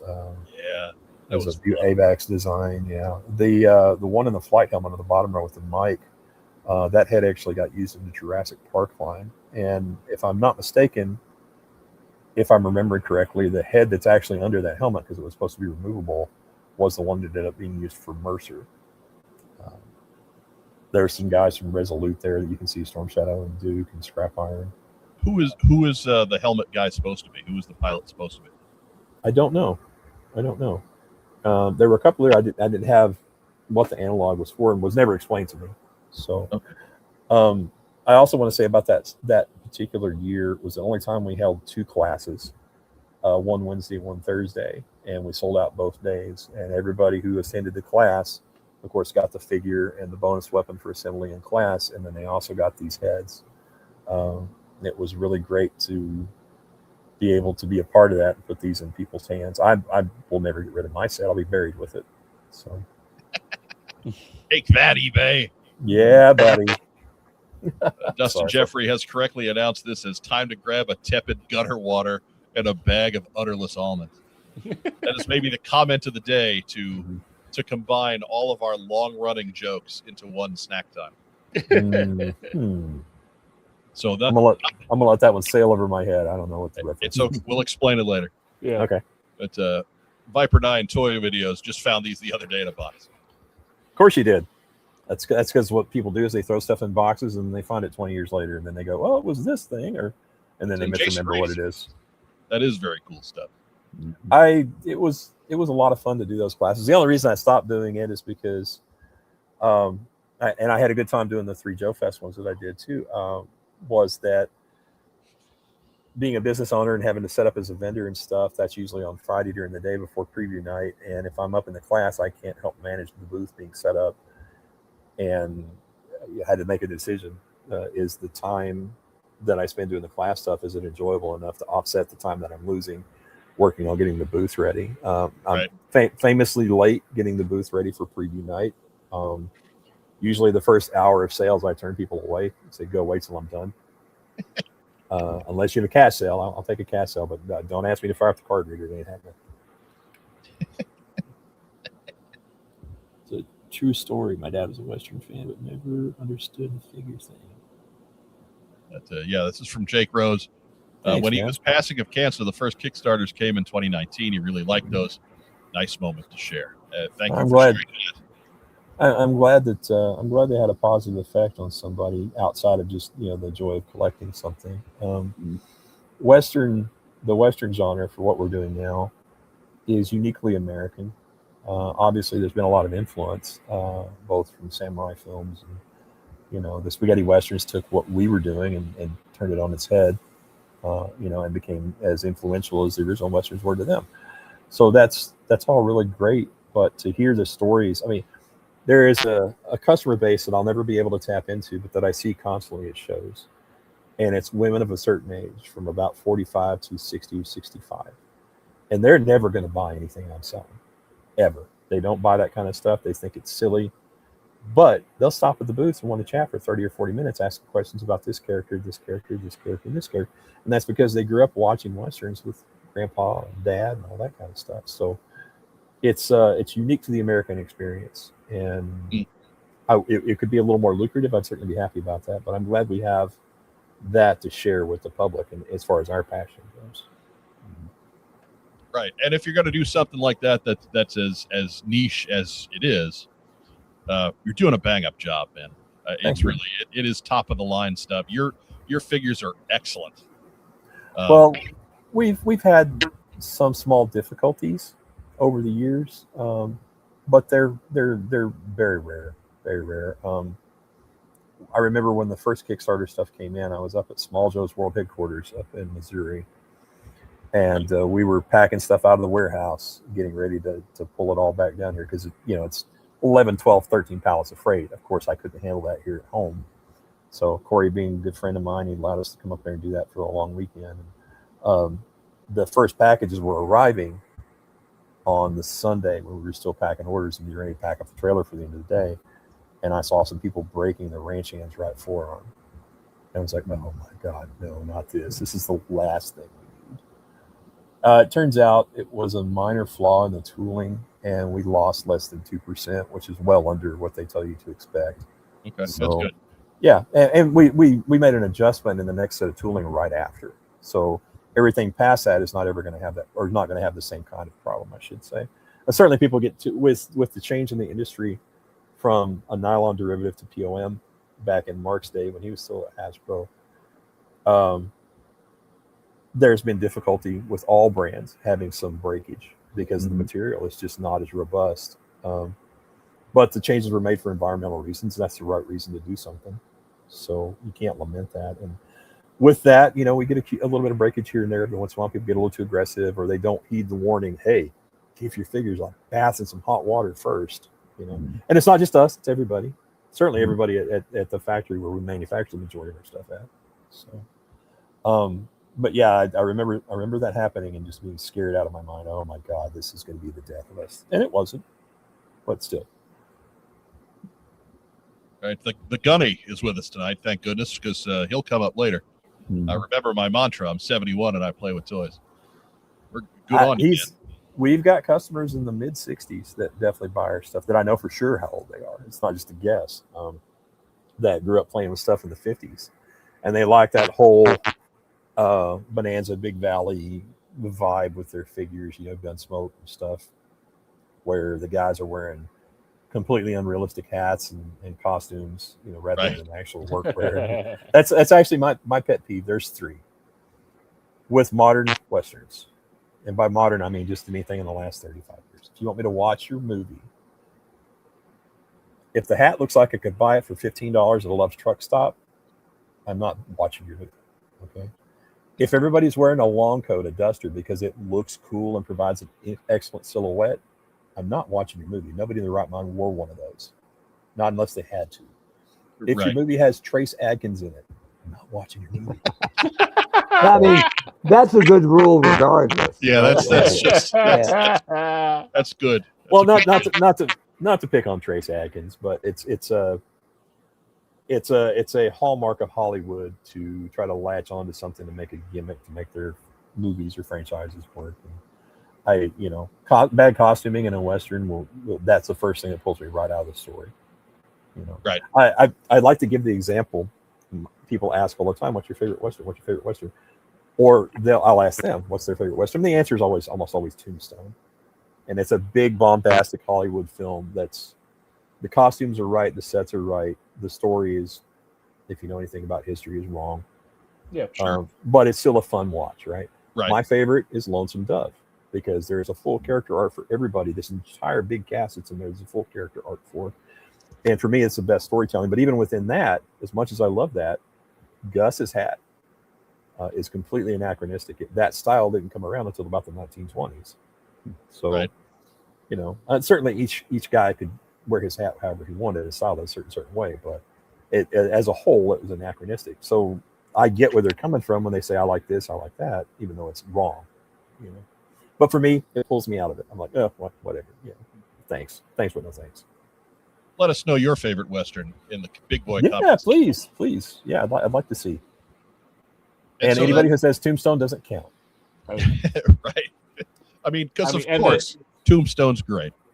It is. And of course, for favorite Western, the correct answer can only be F-Tree. I can one up you there, buddy.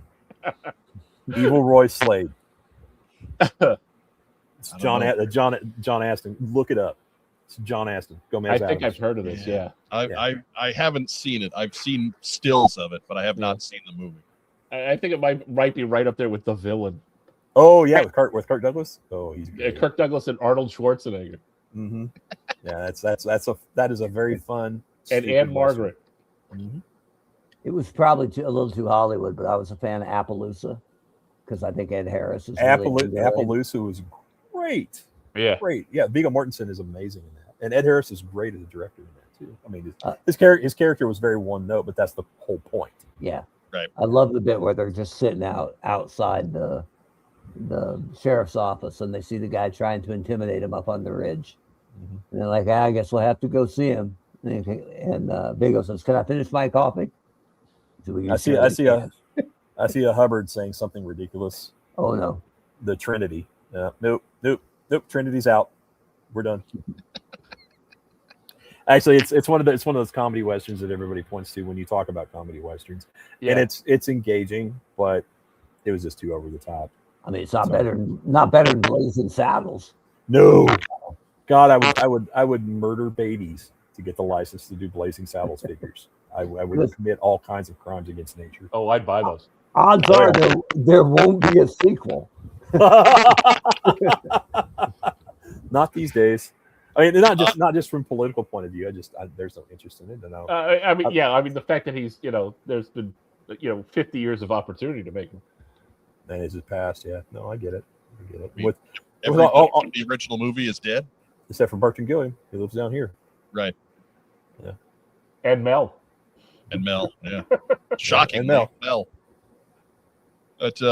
But moving forward into some of the product that you do have available, and if somebody is interested in what's going on over at Chicken Fried Toys, where can they just check out the entire catalog? So if you want to get the latest news, notice I said news, you can go to Chicken Fried Toys Dime Novel Legends on the Facebook page. All of our news goes there first. So if you think you're missing something or want the latest on what's available or has this thing shipped or whatever, go there, use the search bar, you'll find it, I promise. If the news is out there, that's where it's at. If you're looking for product, it's Chicken Fried Toys, Dime Novel Legends, chickenfriedtoys.com. We are working with our friends at Fresh Monkey Fiction to do some figures in 4-inch scale for cops and crooks. That is a part of that page, but we also have a separate Facebook page for that information. Chicken Fried Toys Cops and Crooks. You see a pattern, I'm sure. Those are the main 3 resources for stuff. There is an archive on the website that shows all the product that we've actually released versus what's available right now. So you can go there and check it out if you like, if you're so inclined. Scroll it. Look at that. Look at us looking all professional. Impure. Man, I made a movie with shebang dancing around and everything. Come on, man. Give me some love. Anyways. Back to the class stuff for just a second. It's not to say I won't ever do it again, but I think the time has passed for people to have an interest, even at a fan level, in figures of that scale enough to sell out a class. That was another reason for stepping away from Joe Fest. We weren't selling the classes out anymore. And if you ever tried to get into one for Joe Con, they were sold out in an hour. Right. It was a tight fit. Always. And Joe Fest, just because the national reach is not as far for that show, we would still have 10 seats or 15 seats left at the end right before we put the show up, put the show on, or put the class on. So that was it's a little disheartening, not for any particular reason. It just, it's kind of a blow to the ego that we're not getting as many people to take an interest in it. Certainly all the hardcore customers, I miss those guys, the guys that were taking every class every year, and, right. beating people up to get tickets, But anyway, I miss it. Not say I won't ever do it again, but I think the time's passed. So we'll take a look at some of your current product. Sure, yeah. And we'll start with Blueberry. Blueberry is my favorite horse, that Appaloosa pattern. And this is a more, let's say, not as exciting Appaloosa pattern because we had to keep the paint guys in mind at the factory. I mean, you're already going to be looking at airbrushing the last third of that thing. Right. But that's my favorite colorway out of the ones we're doing. Yeah, Blueberry there. All the horses are the same tooling. They all have a Western saddle with several removable and interchangeable parts. We have a cavalry saddle for those that are so inclined. That will be a separate part you can buy to add to it. There's also a 4-pack of horses without any gear whatsoever. So if you want to outfit a bunch of guys for the cavalry, you can do that very easily. We tried to provide as many options as we could with regards to that Kickstarter's offerings. The only thing I missed out on, and this was just me being stupid and not seeing the forest for the trees, was a black saddle with all sterling silver gear on it, black Western saddle with sterling silver gear on it, to go with our most recent Very Vintage Vigilante Build-A-Figure offering. So that was my fault. My bad. Come on, man. Get with it, man. You can't see everything all the time. You try. He's the fastest horse this side of the Pecos, John. When you start talking about Pecos, that leads me to Pecos Bill and the Wily Werewolf. Why, that's ironic. Because that's the next. Oh, because there he is. Yeah, what do you know? How about that? Pecos Bill, being a Texas legendary mythological type of individual, has been something that's been near and dear to me since the first time I saw the Disney short as a little kid on Wide World of Disney on Sunday nights. Mm-hmm. I love the Paul Bunyan, John Henry, Johnny Appleseed, the whole series of shorts that they did for all of these mythological characters. I've loved Pecos Bill. And the Tex Avery design and animation when he was still working for Disney way back in the day. This is, I think, 1947. That short was amazing. And I've always wanted to do a version of Bill, and this is ours. Because we shoehorned him into the 2-packs, which are all cryptid related. Pecos Bill comes with a character we're calling the Wily Werewolf. If you see there, the first one that's coming up actually is the Apache Warrior and the Alien Visitor Encounter. I've actually renamed that to something a bit shorter so it'll fit on the front of the packaging, but you get the idea. The idea with these Weird Western Tales 2-packs is to get people who either don't know or don't care about cowboys and related ephemera at all to jump in and buy something that's cool or fantastical that they might not get any other way, and then get a cowboy character by default. Maybe they'll think it's decent and want to buy some more. I don't know. That's the hope anyway. Right. Recommend it. I won't say trick. I mean, you're getting a with these 2-packs, we wanted very much to make sure that you're getting a good appearance of value to the end customer. So you're getting 2 characters at a discount, one of which is all new tooling. The other is built mostly from existing tooling. I think there's maybe one new accessory in there for those guys. But, the cigar, I think, for Pecos Bill is the only new accessory. Yeah, there's a handheld cigar that fits in the hand just like it's shown in that image. Crazy, right? Nice. Yeah. That's fantastic, though. Well, it's a byproduct of having a very good sculptor and who is able to interpret design on the fly. And again, they're seeing pre-order in 2025. These guys are available now for you, correct? There's pre-orders are still up for both. The dates that were put up on those never got changed to be accurate. We're expecting the Apache and the Alien by the end of the year, and then Pecos Bill and the Werewolf will follow not too long right after. All of this tooling is pre-existing, so there's no working any of that out.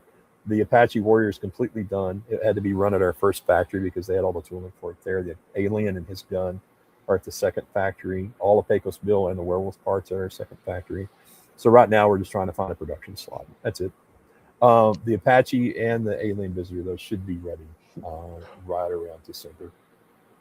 And just to remind everybody, it's almost September now. So end of the year going by. End of the year is not that far up. So, so if you're interested, this is a good time to get your pre-order in. And I will say this regarding pre-orders. Being a boutique toy brand, we still rely heavily on pre-orders to help us get stuff made.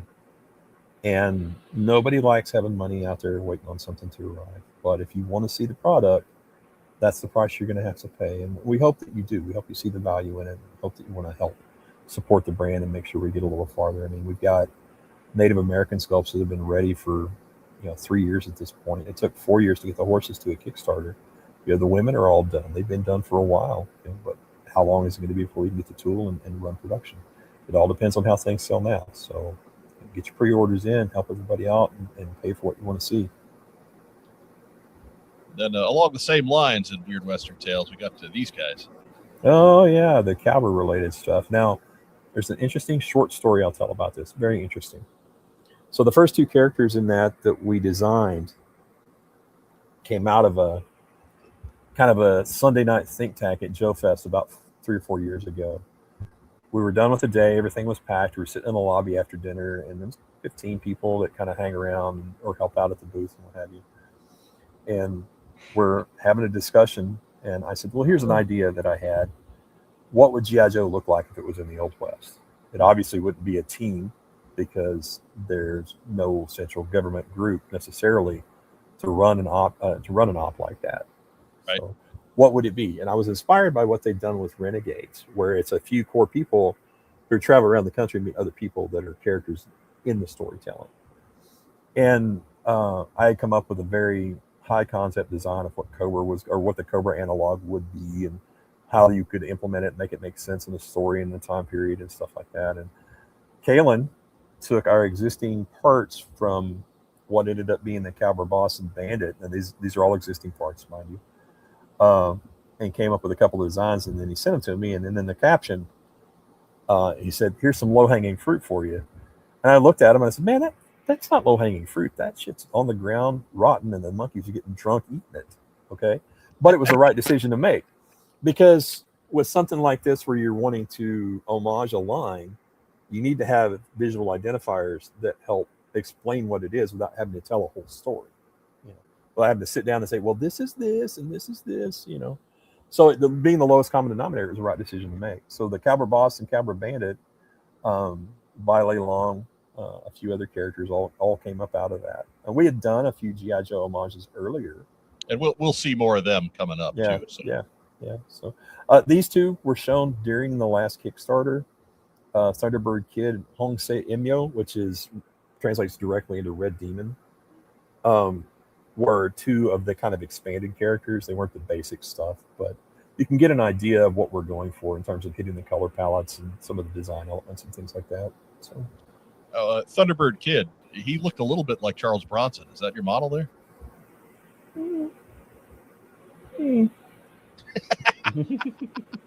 We'll take that as a yes, Pally. Some people say that, but I mean, I wouldn't go on record with it.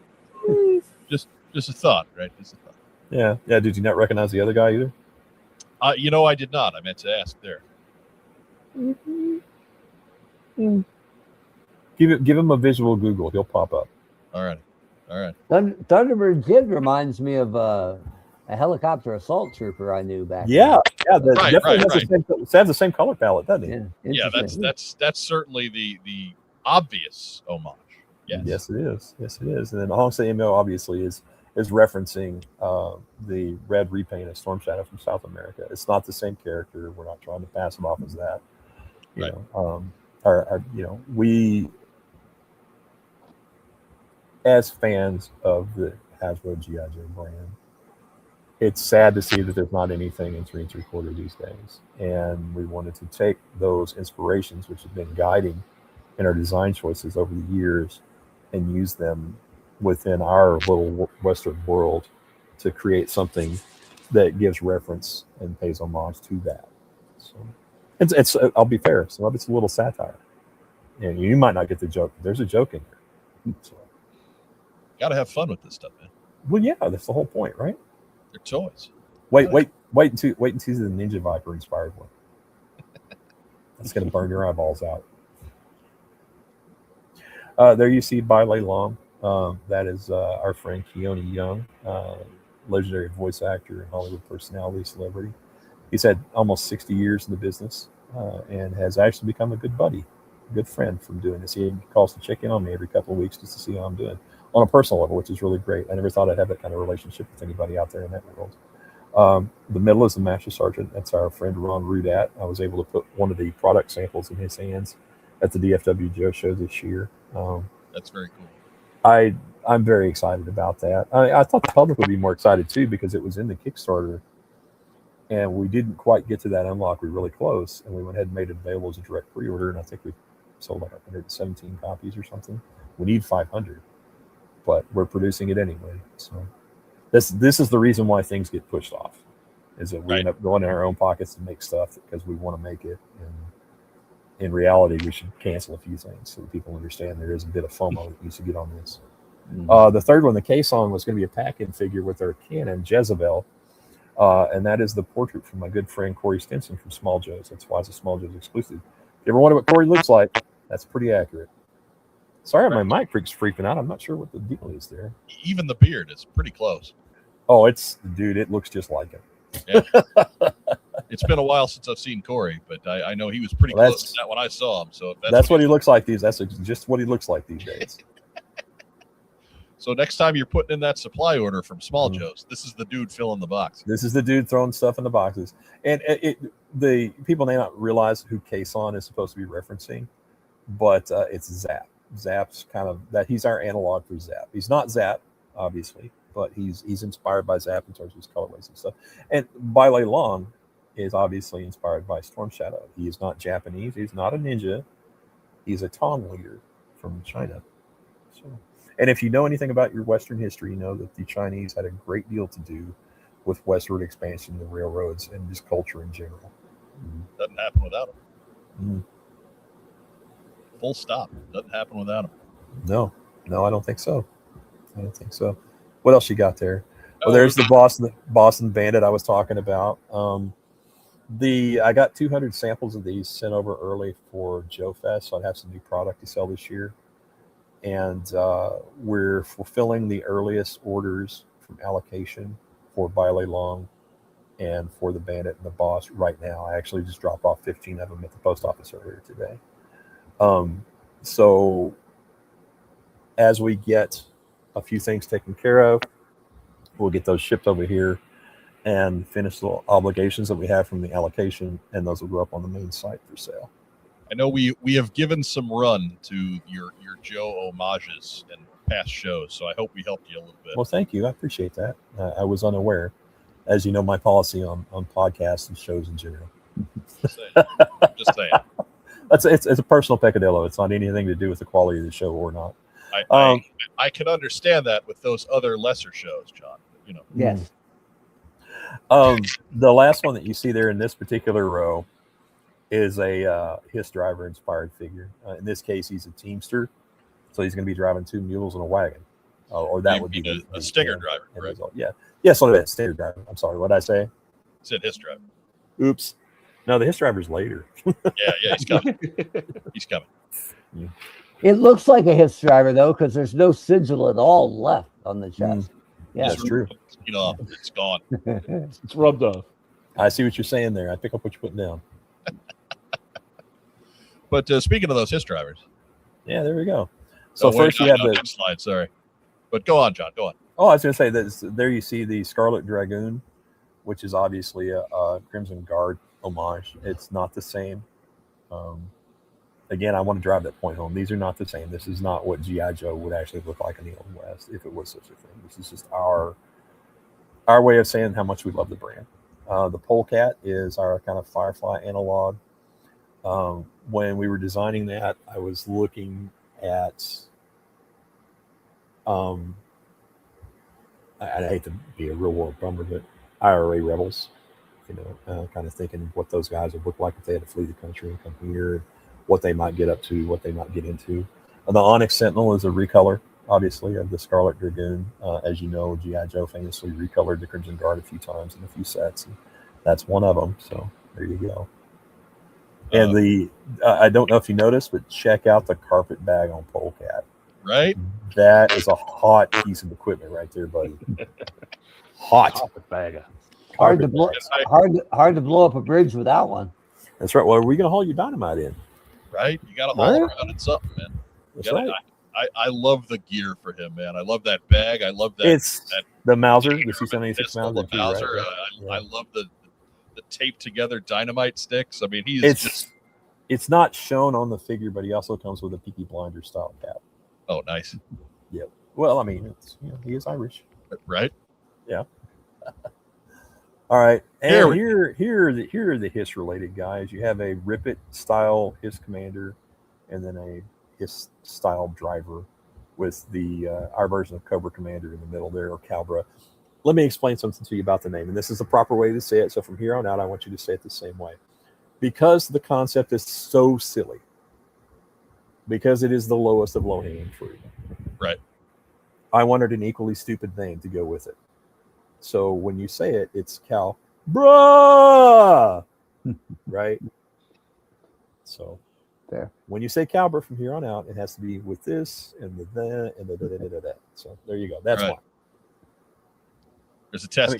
Because really, I mean, seriously, it's a stupid name. It's a silly concept.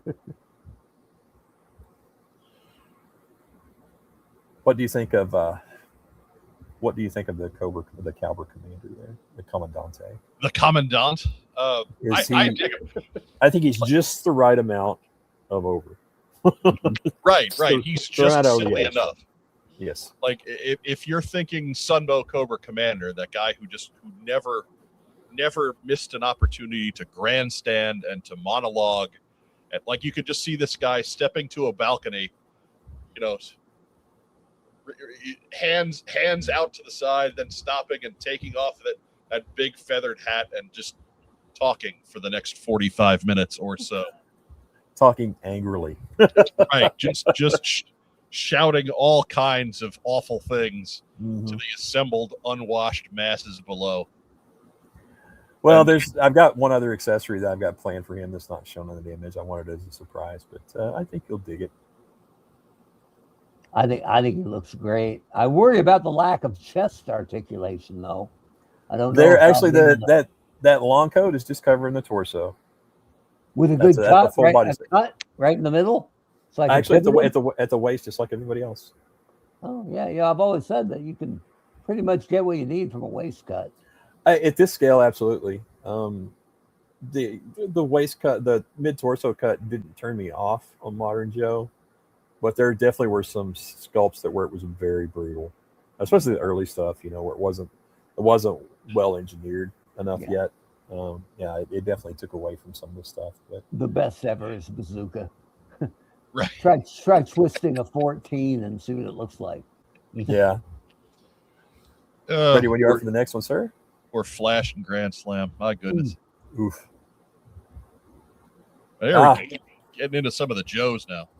Yeah, well, the Joes are, I've always been a Joe guy. I'm not a Cobra guy with regards to G.I. Joe. But at the same time, I understand where most people are Cobra people. So if we're going to do homages to Cobra stuff, then we've got to do a lot of that stuff so that people get the troop build how they want a troop build.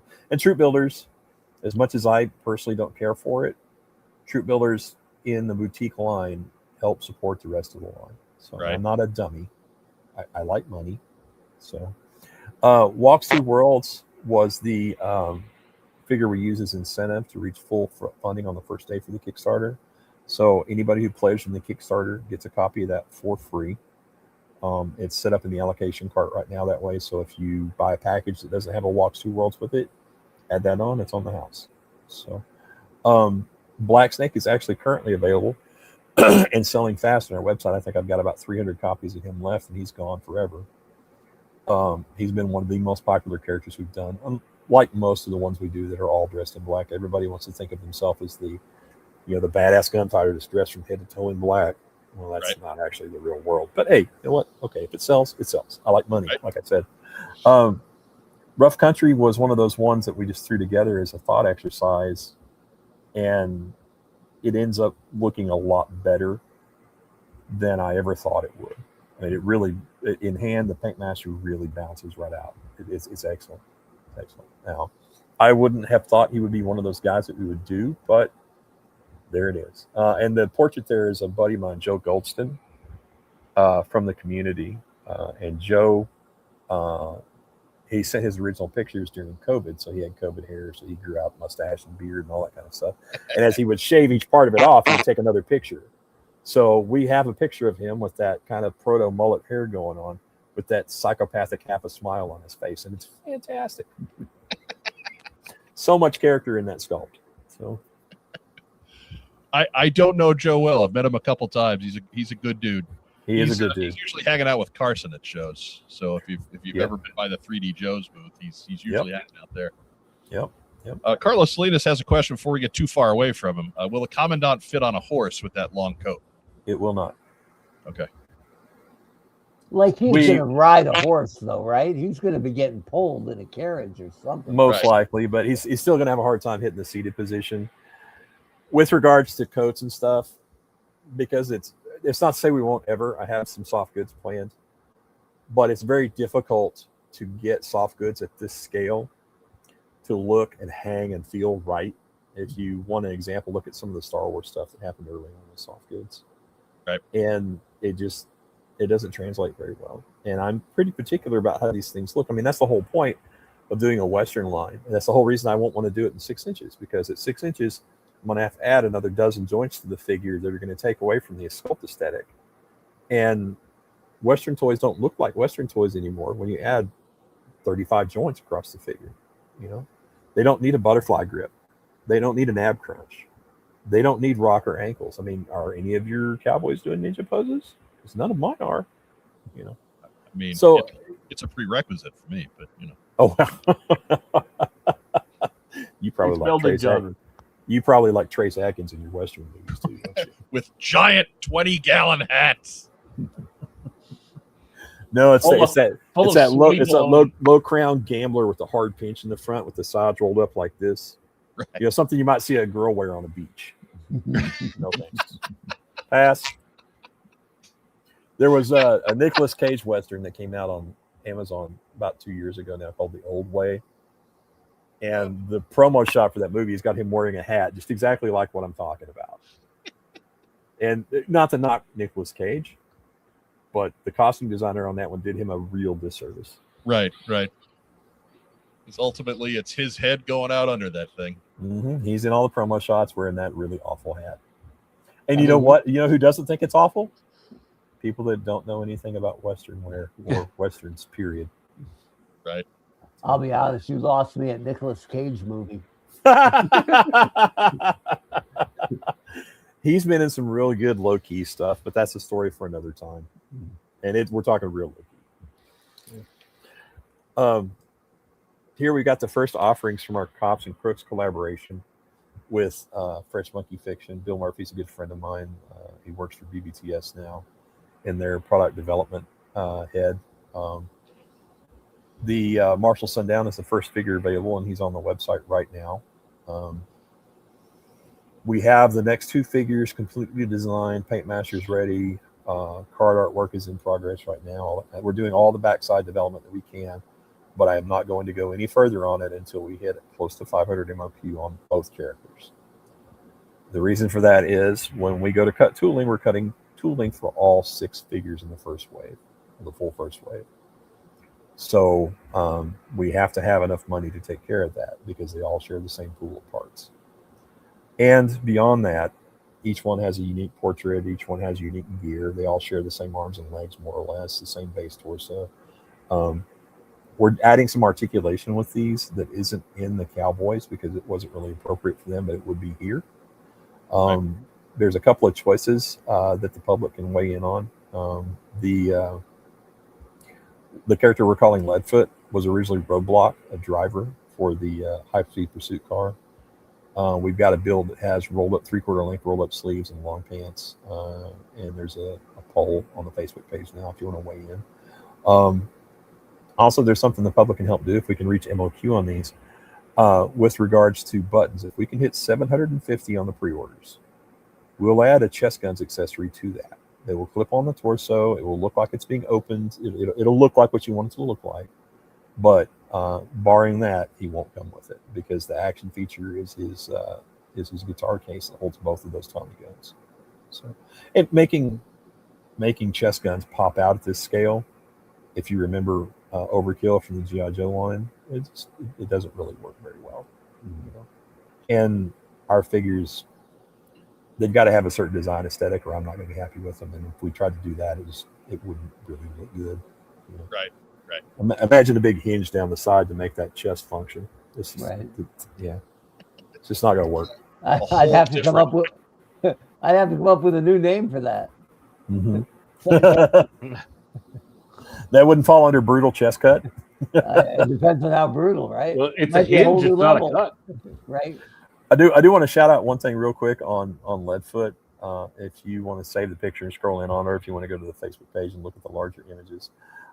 Katrina Arana helped me with some designs on that that I really enjoyed working with her on. The cowboy donut on the bag, the graphics on the jacket, there's one on each sleeve and one on the back, which kind of homage the Road Warrior.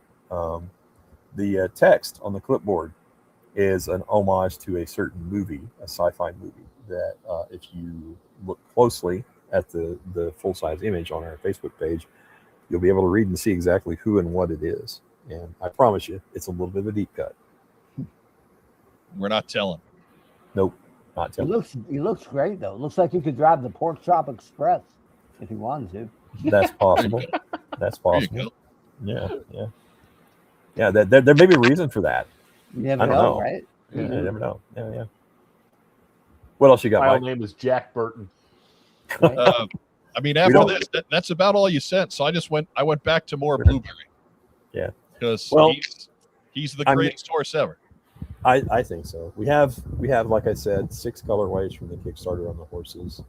A Palomino, a Red Roan, an Ebony, and white. You know, all the basic color horses that you want. The more paint detailed versions of the paint horse, and then this one, the Appaloosa.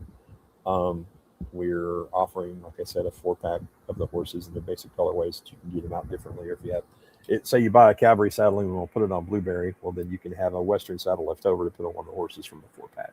The 4-pack horses are available at a lower price point because they don't come with any gear and because they are basic colorways. You know, if you missed out on the Kickstarter, pay attention to the main store page, because most of the items from this Kickstarter will go up as pre-orders on that page, very, very shortly.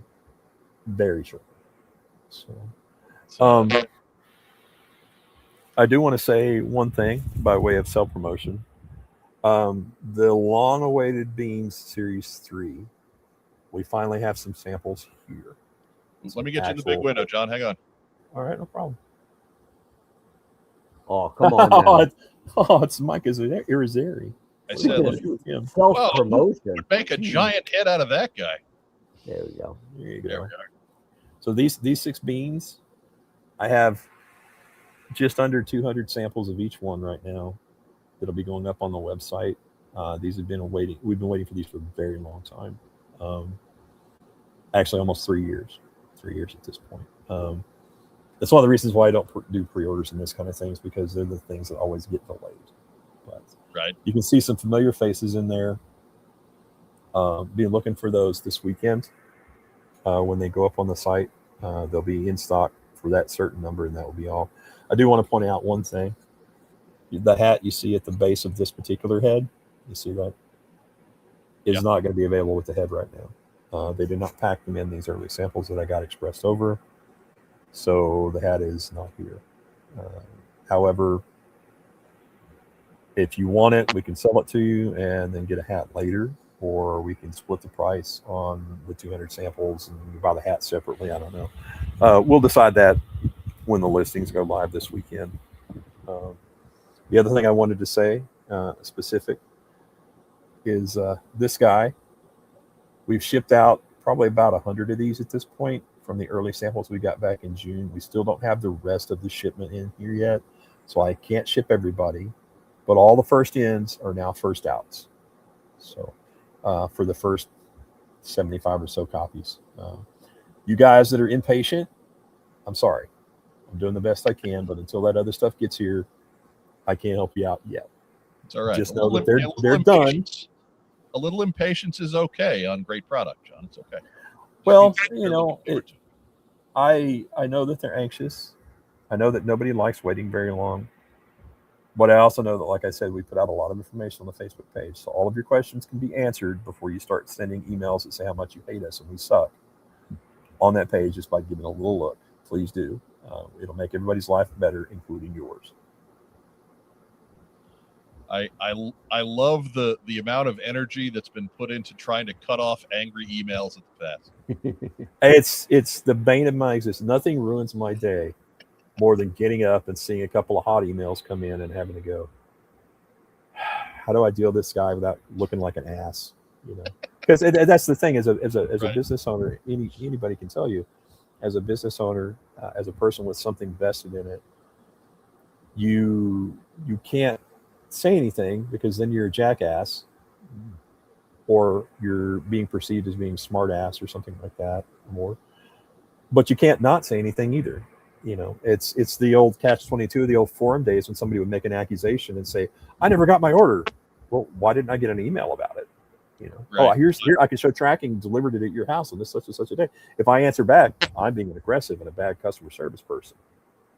But I don't know, it's a catch-22. You can't win it. Yeah, it does ruin my day. I'm sure that's, I'm sure that's feeding the fire for a couple of these people. They're like, ooh, I'm getting under skin. It doesn't matter that you're a company of 2 full-time folks and 4 part-time folks. You're the big guy trying to keep the little guy down. Pretty much. I always want our customers, as a business owner and as somebody who's tied to this material very deeply, I always want our customers to be happy with what we've got, happy with the purchase at the end of the day. Delays are part of the deal. I hate that they are, but we're just not big enough to push our way around, financially, and demand the kind of bandwidth we'd like to have. And at the end of the day, we're all, as much as you want something, I want something. That set of heads I've been dying to get. And I finally have some, and we're about to make them available. So you're going to be able to follow right along. So all the frustrations that you feel, I promise we feel in the same way. And we hope to mitigate that as much as possible. Everything that you've got available now, everything that'll be available soon, take a look at it all, chickenfriedtoys.com, or follow Chicken Fried Toys, Dime Novel Legends on Facebook. You can catch us on Instagram too, but that's more just pretty pictures. Right. That's Instagram in general, right? Yeah, just in general. I'm not a 21-year-old girl that's flaunting the gifts that God gave her to get likes and traction. So maybe you should be. Mm-hmm. You know what they call that kind of person? They call it Rob. Yeah. Yeah. Mr. Social media himself. Yeah. Tasteful though. Tasteful. The captain of social media. That's it. Mm-hmm. Our social media chair. I appreciate everybody sitting in and listening, hearing me talk about our stuff. It's one of the things that I get to do occasionally that I actually do enjoy, is talking about our brand and what we're doing and what we're trying to do. and I hope that it comes across in the spirit that it's meant. So, absolutely. I think we just gotta get more eyeballs on you, man. That'll solve that little guy problem. Well, I appreciate that we've now been admitted to the world of what's on Joe Mind. That finally, right? You know, yeah. Oh my God, it's been forever. So what we often do at the end of the show is do shout outs and what we got in. Since you are our guest, John Russell, have you gotten anything in cool lately that you want to show off to the folks at home? Yes. As you know, as I was talking, I think you can tell that I'm a fan of what Super 7 is doing. Not all of it, but definitely the O-ring stuff, Reaction Plus O-ring stuff. I got in these two guys just a couple of days ago. Oh, nice. I'm gonna tell you right now, they are cool. Yeah. I had a couple of Visionaries, 1 or 2 Visionaries figures as a kid, or as a teen collector, because that's right about high school age for me. As a teen collector, I had 1 or 2, and they were interesting, but they were the wrong scale. I loved the construction because it was the same thing I was already familiar with, and they're really well executed. But holy crap, those are good. I also got, it's in the other room, so I'm not going to be able to go get it. I also got in the latest wave of McFarlane's Superpowers figures. I'm a Superpowers homeboy from all the way back in the side story. Very short anecdote. It was the Wave 14, or is it the Wave 14? Okay, yeah, I'm still waiting on that one, but I think it's coming. Mine just got dropped off today. When I was a kid in high school playing football, and this probably would have been my junior year, I shared a bedroom with my brother in our house, and in the windowsill next to my bed, next to the front porch, looking out on the front porch, I had my collection of Superpowers, Martian Manhunter, and Green Lantern, and Superman, and Batman, and Wonder Woman, all that stuff. And I had on into the second wave. That was about the time. And some of my football buddies came over and were kind of poking fun that I still collected toys and had action figures and stuff. So they all got fed a hairy forearm the next day in football practice. Like, how you like me now? How you like me now? Yeah, you make fun of my money, make fun of my collection now, buddy. It was a power action forearm. Right. So I never really stopped, and I'm glad because it's led me to where I'm at. So what did you guys get this week? Well, it wasn't a parademon, I'll tell you that much. No. You never find that parademon. You'll never find his pistol. I never found him at all. I didn't have a chance to lose a pistol. I got my Plastic Man at the store. I actually got that at retail, but he's the only one from that wave. We had a couple from that third wave, but we had Shazam, we had Tyr, and we had Mr. Miracle. Shazam was one of those once, man. I love that. I hate to put this down on the video, but I paid $1,000 for Cyborg. Now, it's dead mint. Yeah, dead mint. But I paid $1,000 for Cyborg a few years back. Wow. I'm not going to say that too loud. Unless you wake the Kraken. Right. Right. We'll keep it on the DL for you, man.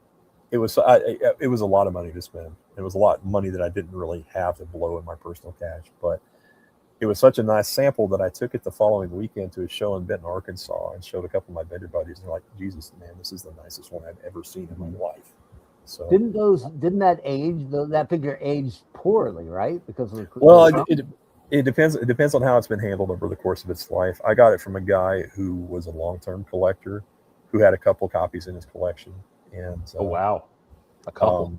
Yeah, I know, right? And it's the U.S. version, not the 2 or 3 South American different ones.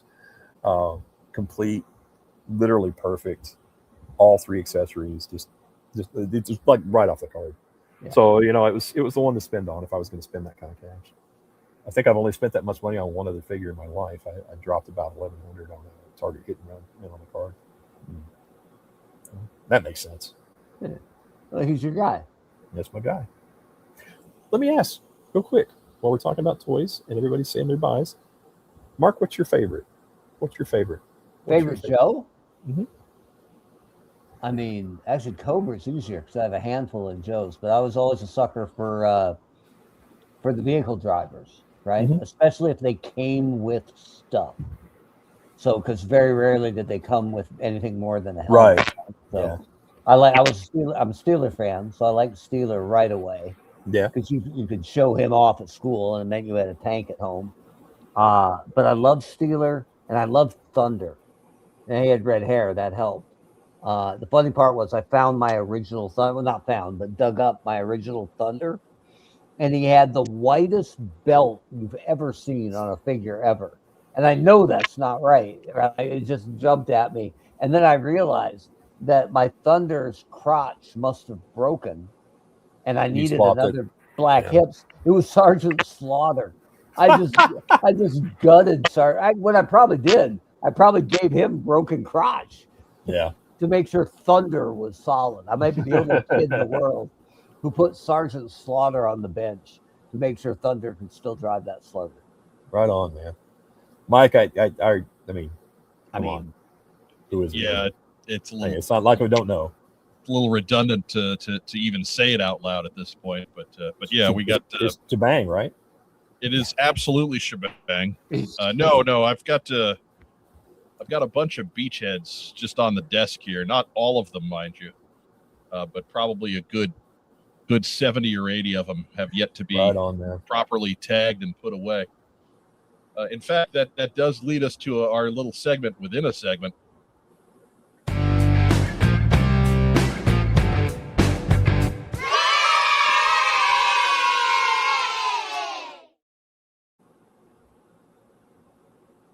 It's not bad. Yeah, I went old timey less numbering for you there, John. It's not bad. Yeah. This week, I thought I recognized that font. 273 and 274 showed up. Nice. So yeah, that's where we're at. That's what we're looking at here at the old compound. And Robert was. Yeah, what was his favorite? Did you guys share growing up? Or yeah. Yeah, my favorite figure, first one I got, Snake Eyes. I hate you. He's kind of basic. Yeah. Oh, I hate you. Or classic. Back in '82, when I made the switch to 3 3/4 Joe, we went to Target. I didn't know anything about it. Of course, there's no media on it. And I go looking at the cards, and there's only about half the characters. There was no Scarlet, no Stalker, no Snake Eyes, no Flash. Flash is actually the one I wanted. I was like, oh, laser rifle, really cool. No, right. No. So I settled for Breaker. I followed that up with Short Fuse because at least he had the same visor, and that was it. So I hate you that you got Snake Eyes first. Right. Yeah, I walked into a JCPenney's and I saw them on the wall, and like the packaging caught me. I was like, oh, those are those things that were on the just saw commercial for them on the TV. And I'm looking at them, and I said it was the packaging art caught me, and then I'm looking on the back and looking at the file cards, and I was just like, all right, well, this is the guy I've got to get. This is Army Batman. So Yeah. And then went back. Yeah, then went back for Flash because it was like, well, he's got a laser rifle. So. Laser rifle, that cool visor, right? Yeah. I know what you mean. Yeah. Okay. So I came home with Snake Eyes and Flash.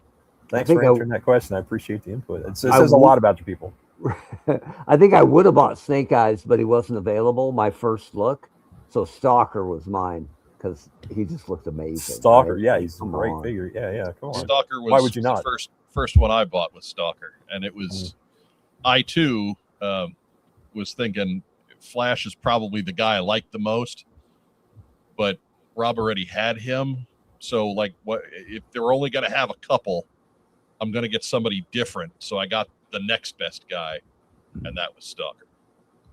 My brother was 16 months younger than me, and he didn't really dig action figures. The only thing we shared was comics. That was it. So I was the action figure guy. He outgrew that pretty quick when he saw that girls didn't dig it. Or football teammates. No, I didn't. I didn't care. Right, those guys. Screw those guys. That's right. You ain't dating those guys, right? Mark Weber, maybe. I know you've definitely got something you need to show off here. And, man! Yeah. So I got home from, like I said, I was in Oregon for more than a week, having a great visit out there. When I got back, I had a care package from the Gunny with you wouldn't believe the amount of Brownings packed in that, right?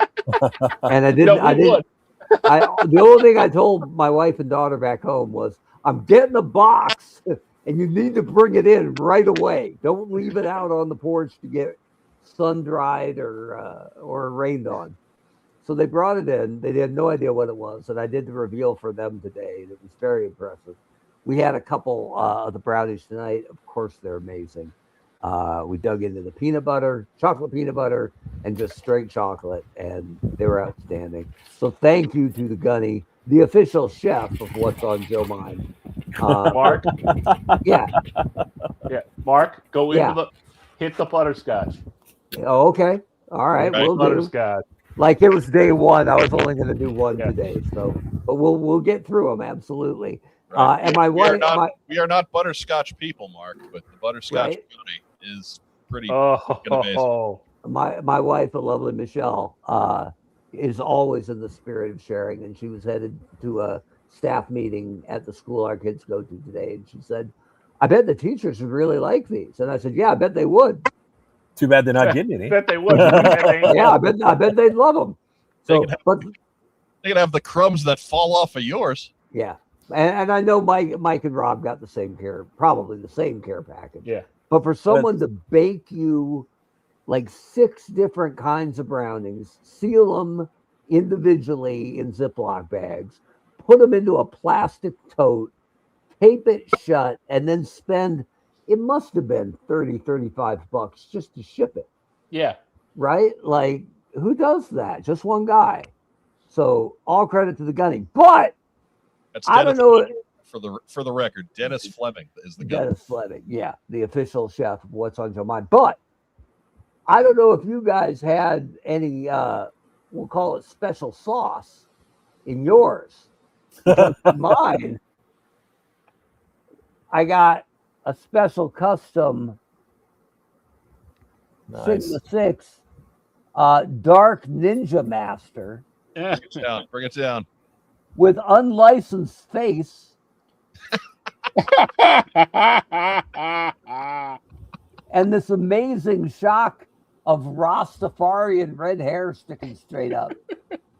And I don't know if that's a straight homage to the Jamaican influence in Bend, Oregon or not. But I would love to point out that this is the first time I've ever been referred to as dark in my entire life. So this is absolutely going, and that's why the camera's a little wider today, to show off my only toy cabinet, because this is going in there 100%. I would open it, but I don't want to ruin the value, because this is amazing. Look at that handsome son of a bitch right there. So good. So yeah, that's what I got in, and I'll take the Pepsi challenge with anybody. Right, man. He likes you more than he likes us. Your fans he likes us pretty brownies. Your fans sending in brownies has inspired me. We at Chicken Fried Toys like steaks. That's fair. We like steaks. Yeah. Omaha steaks. Surely the guys at Omaha Steaks must like action figures. You got to be able to work something out. You'd think. Yeah. You'd think. I mean, some of the stuff I pitched over the years, Mark, seems like complete no-brainers that had been nothing. You would be surprised. But that's a story for another day. There you go. And I did pick up some other stuff too. Hopefully we'll get some pictures up on social media. Racktime Rob, you hiding anything from us this week? No. All right, you be that way then. No, I mean, closest thing to what I got in is I got my Snowcat email. I mean, there you go. There you go. I feel sad for you. Your life is lacking. We should have a poll. Who will get their Snowcat first? Mike or Rob? Shipping from the same place to the same address. To the same spot. We've wait, who's the carrier? That I don't know. I don't think that basically. I just got the email. Typically, it's probably going to be another couple of days before the carrier goes. Right. Because the only time they've shown up on the same day was the 3 3/4 Sky Striker. That was the only time they showed up at the same time. In my experience as a shipper and receiver, if they're coming in on FedEx, you're likely to see them on the same day. UPS is a no. That's famously a no. USPS is like a super no. So somebody's going to win. Look, I believe Rob won the Vamp. I won the Dragonfly. I don't remember. I won the Rattler. I think Rob won. I think Rob did win the Rattler. But my Dragonfly was like a week before Rob got it. Oof. That's a bit of a wait. It was a long time. Did the Hiss come? I thought the Hiss came the same day too. I think mine came the next day. Yeah. I think yours did come in first. But yeah, my Dark Ninja hasn't shown up yet. One of one, baby.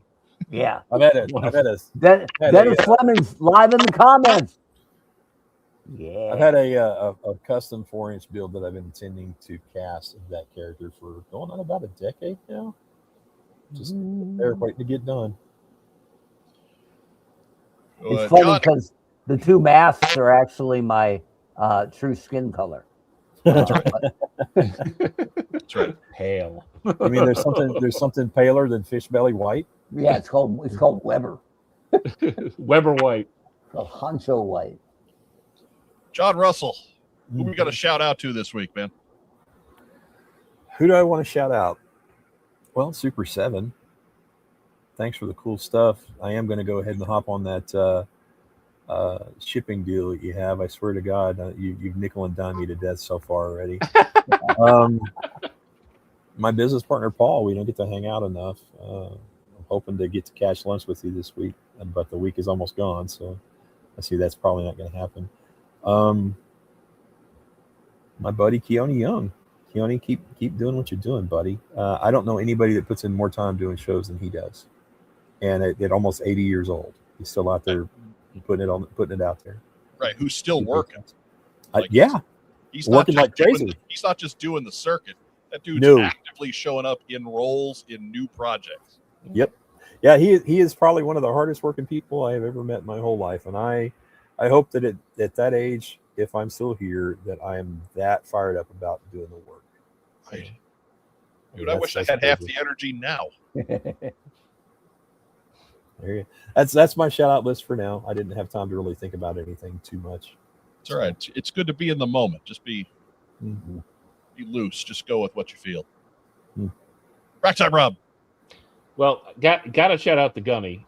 Just simply for the brownies are amazing, and again, thank you. Those butterscotch, wow, yeah. He has been.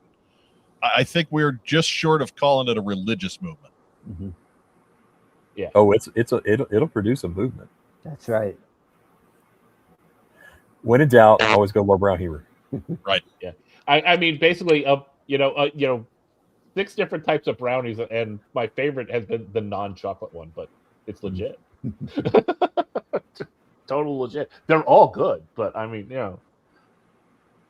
it's like the best fudge is maple. Yeah. Peanut butter. Yeah. No. Peanut butter's good too. Nah, pass. Maple's where Maple's good. I'll agree with you on fudge though. Maple fudge is the king of fudge. Rack time, Rob. Who else you got? Shout out to the studio audience, of course. Honcho Mark Weber. I mean, we'll start with Dennis Fleming, right? Ridiculous. Right. And as a publicly traded company, in my experience and as a radio guy, stuff that's baked by fans doesn't always get eaten, right? Because can't always trust the fans for A, not trying to kill you, and B, having any talent. But right, and as radio guys, Mark, we can attest that it will all get sampled. Oh yeah, somebody. Right, like that is a crowd of people that is desperate to be fed at all times. Somebody's going to get their hands in it at some point. Yeah. Right. Yeah, but it's not going to be me at the radio station. Let the intern try it. We'll wait an hour. That is part of the intern's responsibility. Absolutely. Right. Food testing for the king. I believe that's in the description for the job, right? Right. You earn those credits. That's right. So you don't receive those credits; you earn them. Right. The Gunny Dennis works Fleming. in Primerica Industries. Number one. For my trip to Bend, I got to see my friends Melissa and Stu Eaton, Tina Heath, Shane Knapp, the junior varsity coach For Bend High Lava Bear Soccer, as you know, 2-time junior varsity captain. Never been done before or since. Because every other JV captain goes to the varsity. That's fine. Soccer, play a real sport. Play a real sport. Yeah. Soccer. You know what? We were thinking about putting on a whole bunch of pads to keep us safe. And when we make a steal, stopping the game to bring in the guys to play offense, we think it'll really speed the game up. But number one, high school and college, again, soccer teammate Steve Erdman lives in Portland. Flew home the night before from a family vacation in Mexico. Drove down to Bend the next day, 3 hours with his wife so we could have lunch together. And then drove back up. That's so cool. Talk about, going the extra mile just to say hi to an old buddy. So I told all my good Steve Erdman stories to his wife. Sold him to the moon. So for everybody I saw, well, probably. Everybody I saw, it was great to see you, and especially for Steve and Sasanda for making that trip on almost no sleep. Total respect. Great to see you guys. I will reiterate Ragtime Rob's shout out to the studio audience. Thank you so much for joining us. A lot of familiar names out there, a lot of new names too. We appreciate every single one of you. Thank you for tuning in week after week after week. Similarly, if you're catching us on replay, you count just as much. We do love you just as much as we love the live folks. That's not what he said before the show. Shh. They know. They know. Baked goods help. They know. He also said you were getting paid, John. and that ain't happening. No. I got a laptop to buy, man. I want to give a shout out to, of course, John Russell of Chicken Fried Toys. Thank you so much for joining us. Woo! Thanks for having me on, guys. I'm glad to have the opportunity. It's been too long. I wish I had an actual excuse for that, but I don't. It's just one of those where it was always John's on the list of guys to get on the show, and then we something would happen in front of it. And in my defense, G.I. Joe has become much busier to try and cover over the last 4 or 5 years. And so that's the only defense I have, is that holy crap, time gets away when you're not paying attention. Yes, it does.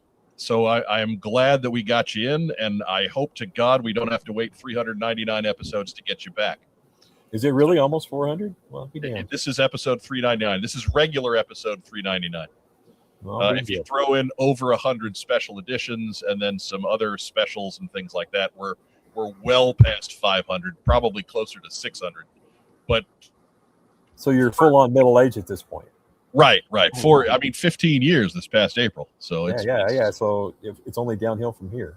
Just with dog years, we'd be dead. Next year, the show can drive. Right.